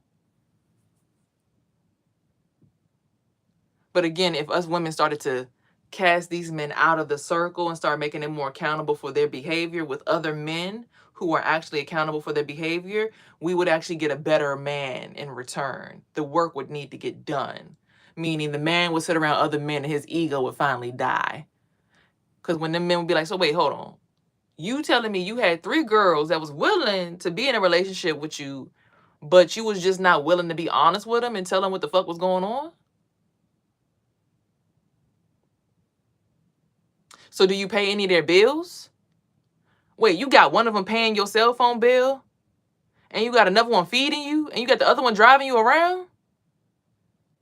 Nigga, nah, I can't even, nah, nigga, nah. You supposed to be doing that shit for them. What the fuck you talking about? Today's culture will say, yeah, nigga, that's what I'm talking about. You got these bitches in line. What the fuck has happened to masculinity? So that's why I feel I've been called to the forefront to really point out that right there. That's the issue. Where when women do our part and support our Black man or support our man, he's running back to his boys telling them what's going on. And they sitting here like, oh yeah, you getting that soft life, boy. I know that's right. You a king. Let him know. But a king would be making sure all these things would be done for his woman. And then the investments would be so good that nobody's working.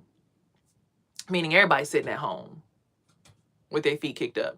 Not one woman working, back bent over, stressed out at the hotel, the other one over here doing hair, and the other one doing yoga. Everybody just stressed the fuck out. We ain't got no employees underneath us. We sitting here doing all the work ourselves. We tired of shit. We using each other instead of learning how to employ people who we can bring in, who can be assets to the business, to be paid appropriately for their work that they do.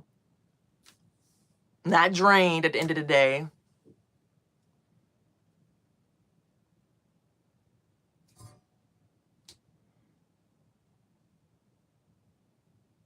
Turning people into paid employees, not just spiritually connected servants.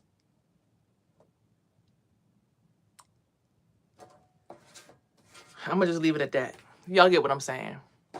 I know this conversation was all over the place, but I had to hit them points because people be misconstrued about how certain people deserve a seat at the table and other people don't. But it's like everybody deserves a seat at the table once they've learned their lessons. You need to learn to be able to initiate people. Of course, and understand that everybody's initiation is going to come at a different period. Even if they're the same age, even if somebody's younger, somebody might get initiated. Look at this. Real love coming from a community, relationship with a community is happening right now. So when people start to understand that aspect, like, okay, for me, if I go in my neighborhood right now and I put my card on everybody's door, like, I'm a hairstylist. Everybody that needs your daughter hair, just fuck with me. Everybody in the neighborhood gonna be good because I really don't need that much money for my bills. So I'm not gonna be charging y'all like these other stylists $600 braids, $250 this. Like, I don't really need it like that. And if I get it extra, all right, so I want to go ahead and set up this situation so I can take all the kids to Sky Zone. Like, the money gonna come back, because that's what I used to do in my neighborhood. Like, people in the neighborhood wasn't even getting their hair done by me, and I was taking everybody's kids to Sky Zone. I'm taking everybody's kids out. Like, they don't need to be in this neighborhood with everybody smoking weed outside. Come on, y'all, let's go to Sky Zone real quick. Let's go jump. Come on, y'all, let's go to the creek. Let's go in nature. Somebody's a rising star and it's to be trusted in the energy. 7722 might be important numbers for y'all. Like, that's what I did in my community. That's what I was doing. I'm taking the kids out. Like, okay, where else did we used to go? I'm taking them to my mama's house, take them around nice houses, and like, yeah, this is possible. Big houses is possible. You ain't got to live in an apartment for your whole life. This is possible. My mother, we used to sleep on the floor.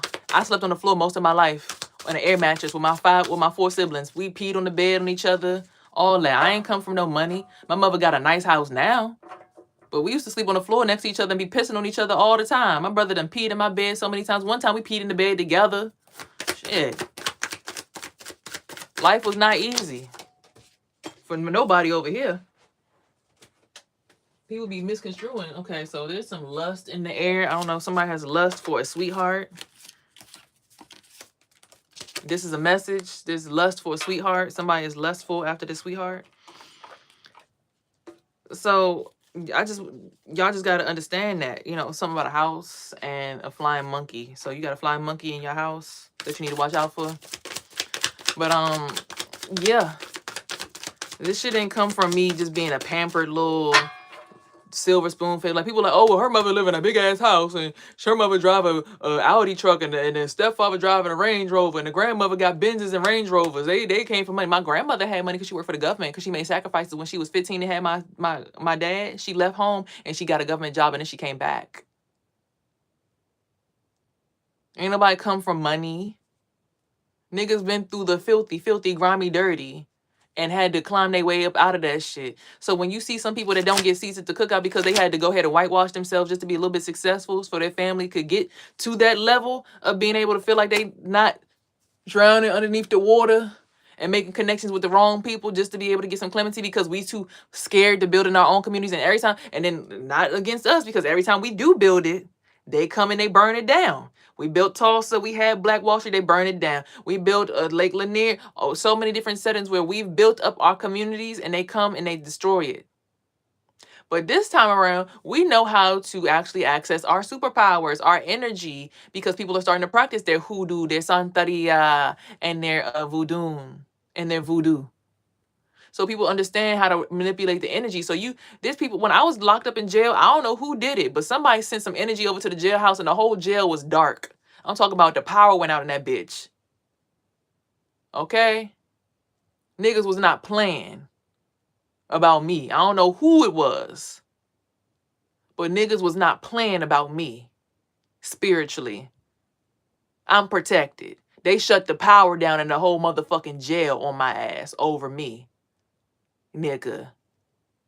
My ancestors, my spirits, and the ancestors and spirits that don't play about this one. Lock her up in jail for the fuck what? Zoink.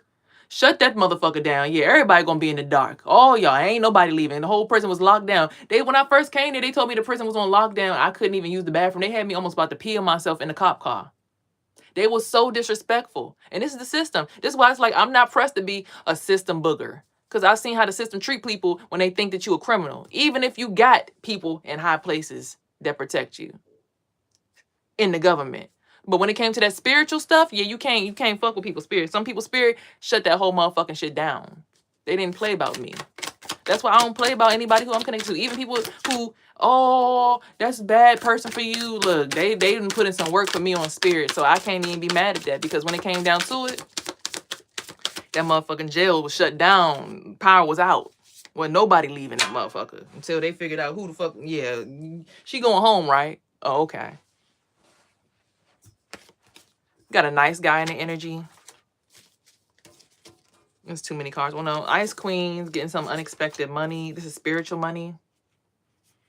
There's a priest, a divine masculine. Somebody's jealous and envious about this. And there's a child involved. Please don't tell me that the child, maybe the child is the priest. The child is a high priest.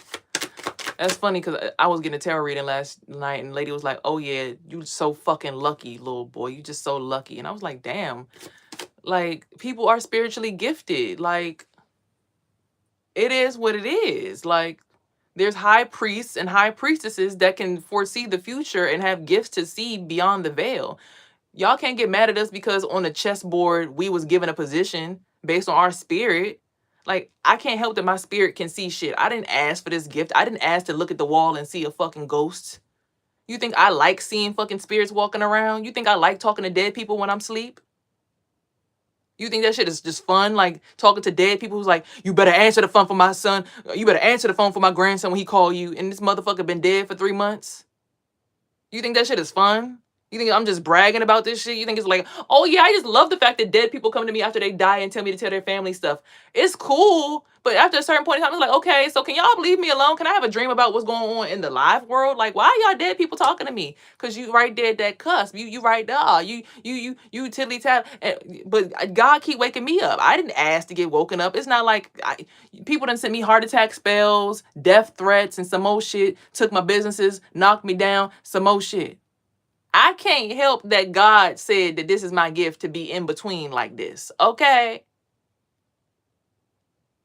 My child can't help that he might also have the same gift. And he can hear everything people be saying. He's clairaudient. So he reading minds and shit. I can't help that we were gifted. You can't help that you have a gift. Maybe you don't have a gift and that's why you're jealous. I don't fucking know. But you can't get mad at people for being gifted at what they gifted at. And again, that rewinds all the way back to the beginning. If you are well versed in voodoo, hoodoo, voodoo, orisha work, all of that stuff, light work, that is just what it is. But the people who didn't necessarily get the invite to the cookout, who was hung at the picnic, they deserve a chance to come inside the cookout and see what's going on. As long as they ain't got that ball and chain around their ankle. Because see, that motherfucker that didn't get hung, that was able to run fast, they gonna run back and tell these motherfuckers where all the motherfucking cookouts is at. That's the problem right there. They gonna tell where all the cookouts at. Oh, well, it's a cookout over there on that block over there. It's another cookout over there. And if you need some more shit, there's something over there too. So yeah, fuck around and yeah. You need that, I got that work for you. Those be the ones that's the problem. The ones who got the fucking chain around their ankle that can still run around. And now for the motherfuckers who got a tracking device on them and they don't know it, or that's different. They don't know. That's why they be trying to take people like myself and lock us up in prison and try to get all these people to be accessing our third eye so that when we go places, they peeping what the fuck going on. You think, right, the courthouse. Like, you think we like going to the courthouse and going to have these situations being over here? If I'm a freedom fighter, you think I really want to be over there? Even though I got the ability to be over there and have some authority due to, clearly not, because when I was over there in jail, they was sitting there looking like, yeah, lock her ass up. I was supposed to be in Anne Arundel jail. I was supposed to go to 7 Locks, but for some odd reason, they had PG County pick me up instead. I'm like, huh? Some don't make no motherfucking sense because I'm seeing my grandfather, because my grandfather used to work at that jail. I actually was at that jail when I was a kid. It's funny. I got suspended from school and he took me in and he said, you keep doing this stupid shit, this is where you're going to end up at. And he had me talk to somebody, and somebody that actually used to work for him was in there like, yeah, you know, I work for the system too. I still got locked up too. So I knew all this shit. Should just be preordained, you know? Just because, you know, even my grandfather got locked up. They locked him up. They found out he did something. They pulled him over, locked him up. Y'all be thinking that people can just be like, even the dude I used to date, locked up. Like most black people have been locked up. You know why? Because they want our energy wrapped up in their system. They want to do the voodoo and the voodoo that y'all scared to practice on them. They make sure they lock us up and they do that shit on us. So even though we in there doing that shit, they siphoning that same energy and using them energies to, and the amount of spiritual occult knowledge that is discovered in them walls, that you learn about yourself in them walls, to overpower being in them walls. That's when most men I know who know how to astral project, they learned how to do it in prison. So they take people who have been in there and they take that energy that they can harvest for them and they use that energy on us through these corporations that own these individualized prisons. So understand, if you know that voodoo, you know that voodoo, that hoodoo, know who to send that shit at. Know start to Google the addresses of your fellow politicians. Start to figure out what counties they live in. Start to figure out what cars they drive. Start to pay attention to who has the diplomat tags in the neighborhood when you're driving. Pay attention to that and learn who to really send that voodoo at, because it's not your neighbor and it's not the person driving next to you in traffic. Know who you need to send that energy at. But also remember, everything you send out of your household is guaranteed to meet you at your front doorstep as well. Guaranteed. Karma knows everybody's address. So when you wondering why your shoulders hurt real bad, just know that karma ends up at everybody's address. There's protection, the veil, and imprisonment that just popped up. Something about protection, the veil, and imprisonment. So I don't know. Some spirits are just protected to be able to walk between all realms. I mean, I don't like the fact that I can talk to dead people, alive people, children, ancestors, and go into my past lives. The fact that I can go into all timelines at this current time is scary as shit, my nigga. Because I see what the future look like. And I'm sitting here looking at y'all like, bruh, if y'all don't hurry up and listen, bruh, it's a plan and they trying to plan and y'all not listening because y'all going with they plan instead of the plan. They gonna burn our asses up. They about to blow us up. It's about to be planes. They want us bent over. They don't want us walking straight up. They want us bent over sideways. Like, they don't want us to stand up straight, because if we stand up straight, then we gonna get past. We taller than them for real. Attack on Titan is a really good anime movie or anime series to watch. They don't want us to know that we the Titans. They can see how tall we are and they don't like it. They climb up your back and try to get on top of your head instead of just letting you be tall. They don't realize there's certain reason why certain people are tall and other people are not tall. You're not ready for that work that comes with being a giant yet. Sit down. But if somebody's already a giant, you can't hold their head inside of a vagina and tell them to bend over forever. They got to stand up tall someday.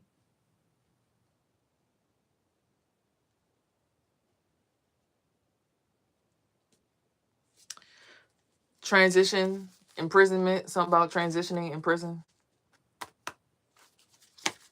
Like I said, I'm happy I made it up out of that bitch. I'm sorry. It was a journey to try to get up out of there. I'm happy I made it up out of there. When that light, because of divinity, okay, hello. Everybody don't make it out of jail. The only way out of jail is through God. You got to give your soul up to God. So I ain't gonna hold you. You got to give it up to get up out of there. Cause jail, once they finally put you in there, that's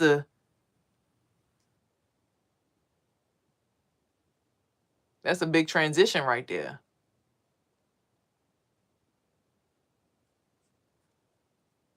So if they give you life in jail, oh, they really hate you.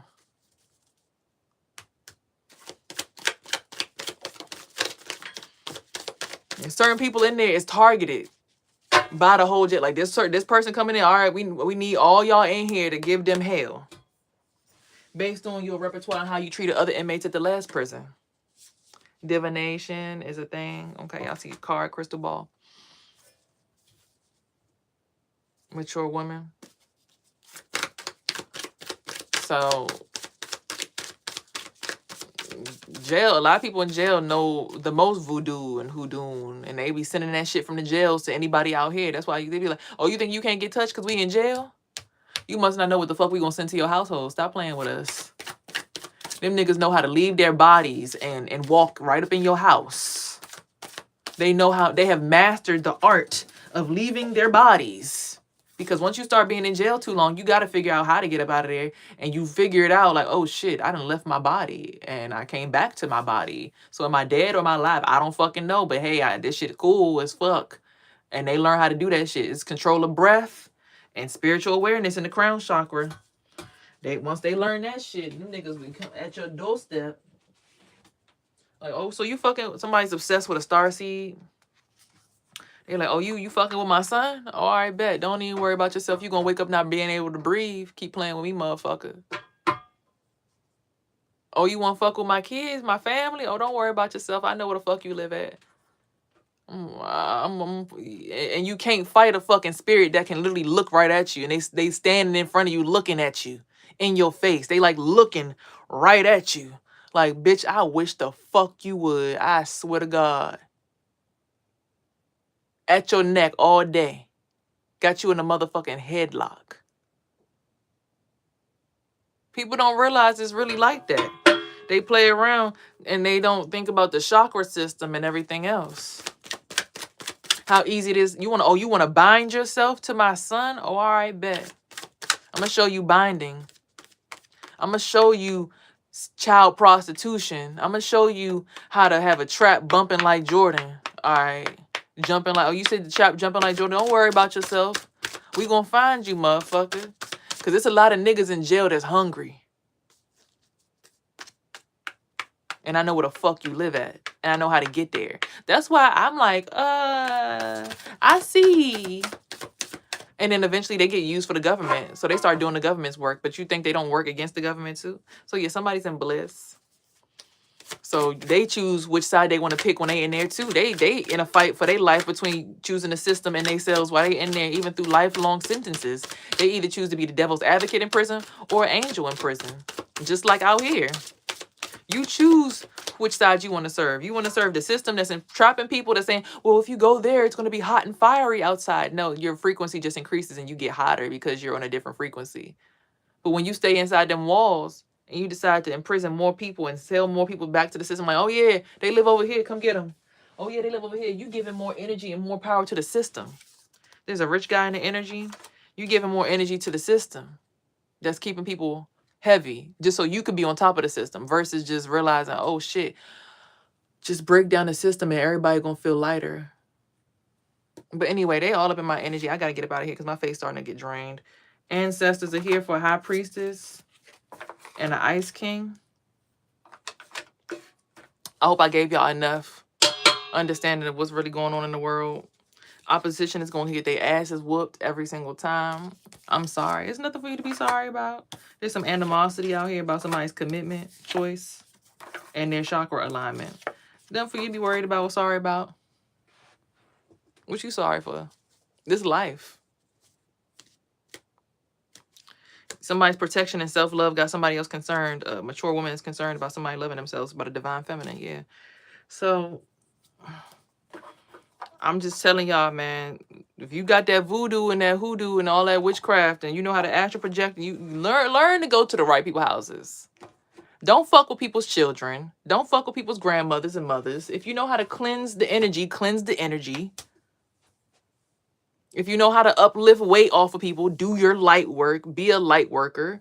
If you don't know how to light work and you want to learn how to light work, and it's possible that you might have it in your bloodline and do it, find out that one ancestor that always seems to be protected and safe no matter what. They a light worker.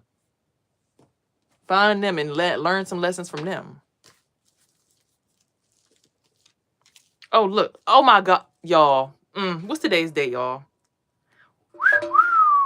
Look at this. Use your authority well. Whoever wishes to be great among you must be your servant, and whoever desires to be first among you must be your slave. Just as the Son of Man came not to be waited on, but to serve, and to give his life as a ransom for many, the price paid to set them free. Matthew 20:26-28. God desires to restore us to our rightful position of authority in Christ, but first we must learn to respect authority before we are fit to be in authority. We all have authority to whom God expects us to submit to. Our government, our law officers, and even our merchants have the right to set rules for us to follow. If we're not submitting to God's appointed authority, it will soon be revealed. Keep a submissive attitude in your heart and enjoy the authority you have been given to spend time in God's presence today. Now, of course, this is going to say our government, our law officers, woo, woo, woo, listen. I'm going to tell you a secret about the law. I wasn't supposed to tell you this. Only because I read this book, I'm going to tell you the secret about the law. Y'all ready? Just like every other system, it's people who's good and it's people who's bad. It's people who uphold the law to protect and serve. It's people who uphold the law to simply perjure and destroy. Once you get to a certain level of spiritual authority, however, or spiritual awareness or spiritual period, when you walk into that courtroom, no matter what your skin color is, they have to choose your way. Because your spiritual authority, based on your level of spiritual ranking in the spirit realm, makes you equal to that of the people in the room on the physical realm. Y'all not going to hear me though. I'm going to say it again. When you get to a certain level of spiritual authority or spiritual existence, meaning you are actually a frequency holder, you are a space holder, you are one of the ancient wombs that are here simply to hold things in place, which is why you're given the grace to transcend timelines and frequencies. Based on reaching that level of spiritual mastery, authority, existence, vibration, when you go into these certain rooms, who you are on a spiritual realm supersedes or is the equivalent to who you are meeting in a courtroom. For instance, I went into the courtroom. I had second-degree assault charged against me. The person who they charged against me, they told him to come to the room for some odd reason. It was weird because nobody else had a witness through the state but me. He was in there fighting, struggling.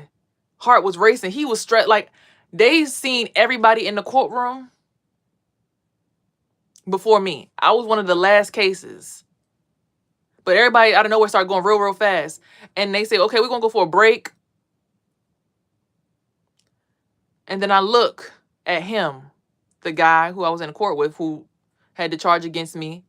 Because did he perjure against me to the police? They had us both sit there and be judged by the crowd based on our timeline.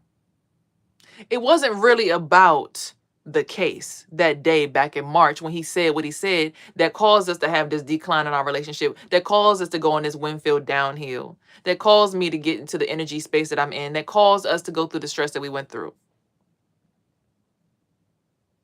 They went over the whole entire 10 months of our relationship through different people's experiences, through their court cases, things that they had went through was literally a story of our life painted for us in that courtroom that day. Our life together that we spent for these last 10 months. And based on his consciousness, he wasn't really able to sit there. When I look back at him, his hands was like this. He's like, is this done? Is it over with? Like, he was going like this, not to make him seem like a bad person, but we had to go through what we had to go through. For him to reflect on his actions. Because even when you're given, back to the book, authority, did you use it well? In this situation where you had the opportunity to use your authority with this woman, did you use it well? And they even asked me through my authority, did I use my authority well with him based on the cases that were questioned, the cost are were given to us, or things that based on the cases that we had to hear. It really affected our guilt level. Did I rise or did I start to sink? He just kept sinking and sinking and sinking based on everything that he kept on hearing because of him not using his authority appropriately. Which is just a lesson. It doesn't make him a bad person. It's just he had to learn his lesson, which is why I said I want to hold this space for these women these single black women especially, so that we can allow men to finally be held accountable in spaces where women aren't going to be coddling them and allowing them to keep doing this to other women. No, we have to pull back our attention to us so that we can heal, so that these bags and this gray, I mean, it's wintertime. Of course, I'm losing my tan. I always get real pale in the wintertime. But we have to go and focus on ourselves so that our children can be nurtured, so that we can be nurtured. And them, they have to sit with each other and sit with other men that are doing well, because they come around us and ask us for money. But if we're no longer giving the money, we're working on our money together, they now have to go to other men in other places to go find money. They have to go get paid by other men. So they're going to sit around with men like, why you ain't got no money, bro?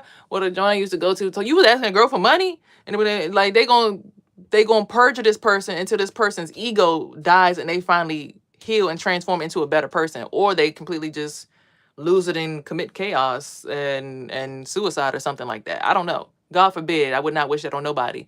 But until these men sit in room with other men who actually respect the authority and the position that they're given as men to protect us on the physical realm, and they understand our position as women to protect them in the spirit realm, and how that relationship goes hand in hand, and how we pour into each other with pregnancies and groceries and cooking meals and keeping the house clean and keeping the bills paid, how it's a dualistic relationship that's supposed to be held by both parties, and not one party should hold all the weight at all. Because if a man goes to work and gets all the money, I don't expect him to come home and clean and cook either. Now, if he does decide to do that, or if he pays a maid to do it so that I could be even more well rested, so when he's ready to love up on me, he getting an experience because he's able to afford it, that's different. But I'm not expecting the same man that goes to work for 10 hours a day to come home and clean my house and cook for me and do all of this. And a man should not expect a woman to go to work for 8 hours a day and then come home and cook and clean the house and take care of his kids. Meanwhile, all he had to do was go to work and pick up his breakfast and scratch his nuts and flirt with everybody at work.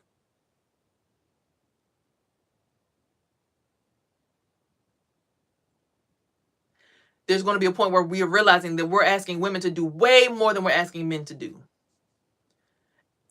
And when that finally happens, I think that's when men will finally take full accountability and start making other men who are helping this weird ass imbalance in our particular community, especially because they got our artists, our rappers walking around with their nails painted, walking around talking about, oh, I'm wearing a skirt because I want to show you that I'm so masculine that I can wear a skirt. What the fuck? You do not see white men doing that unless they're Scottish and that's their heritage to wear a kilt. You don't see Hispanic men running around in skirts with their nails painted. You don't see Asian men running around in skirts with their nails painted. Okay, you might a fashion designer, but that's a fashion designer.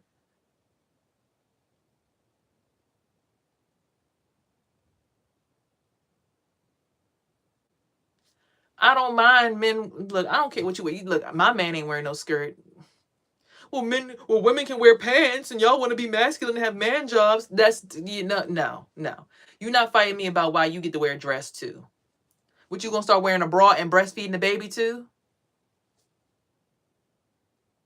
Like, we got to realize that genders were literally programmed to do things that other ones can't do. And even though a woman can train herself to be as strong as a man, and women have done it, especially in the black community, which is why black women are seen as bitches so much, because we have had to go to the gym and get our body strong and learn how to work our six pack and not give everybody access to our sacral chakra, and learn how to empower ourselves and learn how to do breathing exercises and learn how to stay afloat and fucking pay all the bills and cook the food and clean the house and keep the kids mentally sane and get the haircuts on time.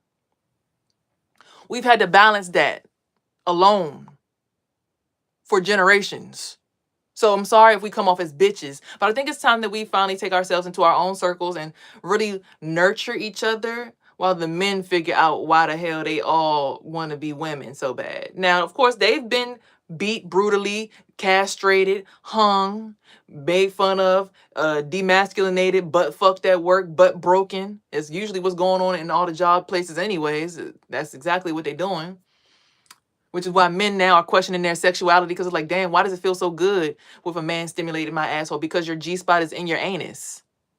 Your G-spot is in your anus. Your G-spot is in there. That's why it feels good. You're not gay. It just feels good because that's where your G-spot is.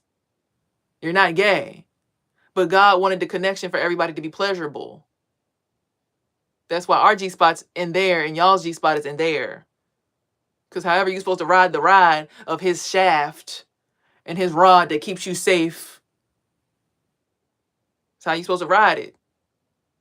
Yeah. Why that is in the Bible like that and why God put the G-spot for the man in the anus and put the G-spot for the woman in the vagina, I don't know. I don't know. Ask God. But unless you are actually physically doing that with a man, you're not gay.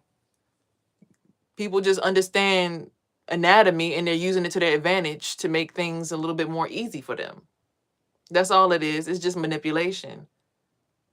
But it's cool when y'all get manipulated by white men. But then when a black woman, she trying to turn me out, bruh. She trying to put my legs up in the air. She doing witchcraft on me. But when your boss doing it to you, it's okay. Okay. All right. Anyway, back to the main point of this conversation. If you know how to work hoodoo, voodoo, or if you are an initiate, or you're going to start initiating people into the work, do it with grace, not with dishonor.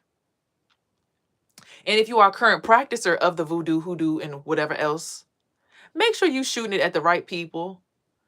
Because a lot of y'all shooting it at y'all best allies instead of working with your allies. Y'all shooting y'all best magic at y'all's allies, and it's really starting to sad. It's making me sad. I'm gonna need y'all to shoot that magic at the people who's stealing your magic.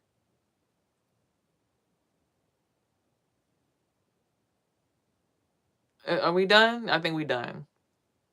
I gave y'all over an hour of my time, almost 2 hours. Okay. I gave my donations. I paid my tithes.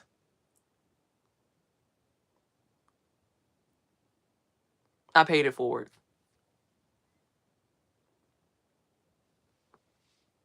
But just understand, they don't want this message to get out because I'm looking at my Instagram post and it's been trying to post since I started this video and it's still on 49. They will not let that post load. I'm talking about voodoo and all of that stuff. They do not want the post to be posted. Which means what I'm saying is true and valid. And it's the start of the revolution that truly needs to happen. Put that magic on the right person. Okay? I love y'all. And remember, here on this platform, you are heard, seen, and loved. Remember to always have peace, love, and hair grease. And everything in between, because these are tools in your body to help you manifest your dreams. So let nobody take advantage of you. I got to get this root work out this out of my face because it's really throwing me off. And when you can feel the root work, like somebody in your jaw and your nerve right here.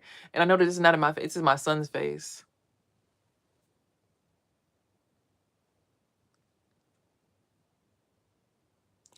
Rewatch the video, bro. Just the revolution period of just people rising into their power. Because people always want to talk about, excuse me, who's allowed to practice voodoo and who's not allowed to practice it, and how people crazy and this person, that person, and pointing the fingers, and we forgetting that, hold on. Instead of trying to figure out who started the world and who started the movement, how about we just work on the people who trying to kill the planet? Like, hold on. There's people who are spiritually above us that are trying to kill the planet or us so they can inhabit the whole planet. How about y'all start sending some of y'all weird ass energy over there? You know, hey, people who got all the money, you know, people who got all the money. Because as soon as I say their name, the pressure of life and the tightness on my neck releases. So somehow they all profiting off of this right now. Meanwhile, everybody else is just basically sitting at the bottom. And then you run back to those corporations to get rejuvenated, realizing they drained you of your energy. That's your energy that you just refilling. I want all my energy back to me. Yeah, you realize that you poured into those corporations. They're feeding you back your own energy that they siphoned from you at 3 o'clock in the morning when you were asleep. That's why you woke up with back pain. But until y'all understand that level of it, then we're going to be hearing this thing about, oh my God. You're getting canceled. Rich people too. Nobody's canceling me. You can't cancel black people. We're the original. You can't cancel where you come from. That you sound so dumb. I know you're not educated on nothing. That's like me saying I'm gonna cancel my mom. How am I cancel where I came from? I could, as much as I want to talk about my mom, I can't cancel her. Like I could say whatever I want to about her. I can't cancel her. Because there's people that love her. You don't like me. The rich might not like me, but the rich gonna understand, because if the rich understand. Anyway, you are a bot. You don't even have a real picture. Why am I talking to an animated character? An NPC. You're not even real. You can't even do enough energy to like make me feel like I'm not confident. Like you don't even have enough pull energetically to even say something to me crazy. You don't even have enough energy to step to me incorrectly. That's wild. Anywho.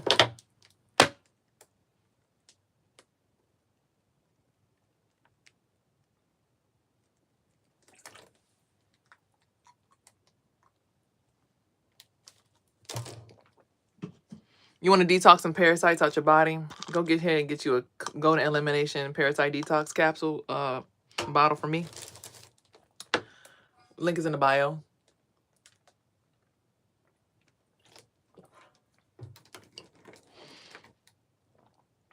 Like I said, we're just looking for women to come together and support each other. I look tired compared to when I started this video. I done poured a lot of life into a lot of different people.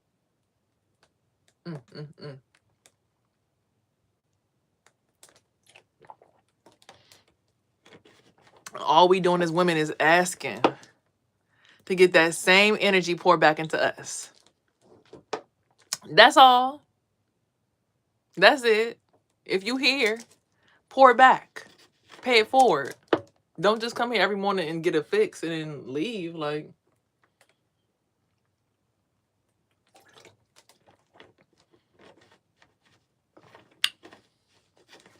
pay it forward.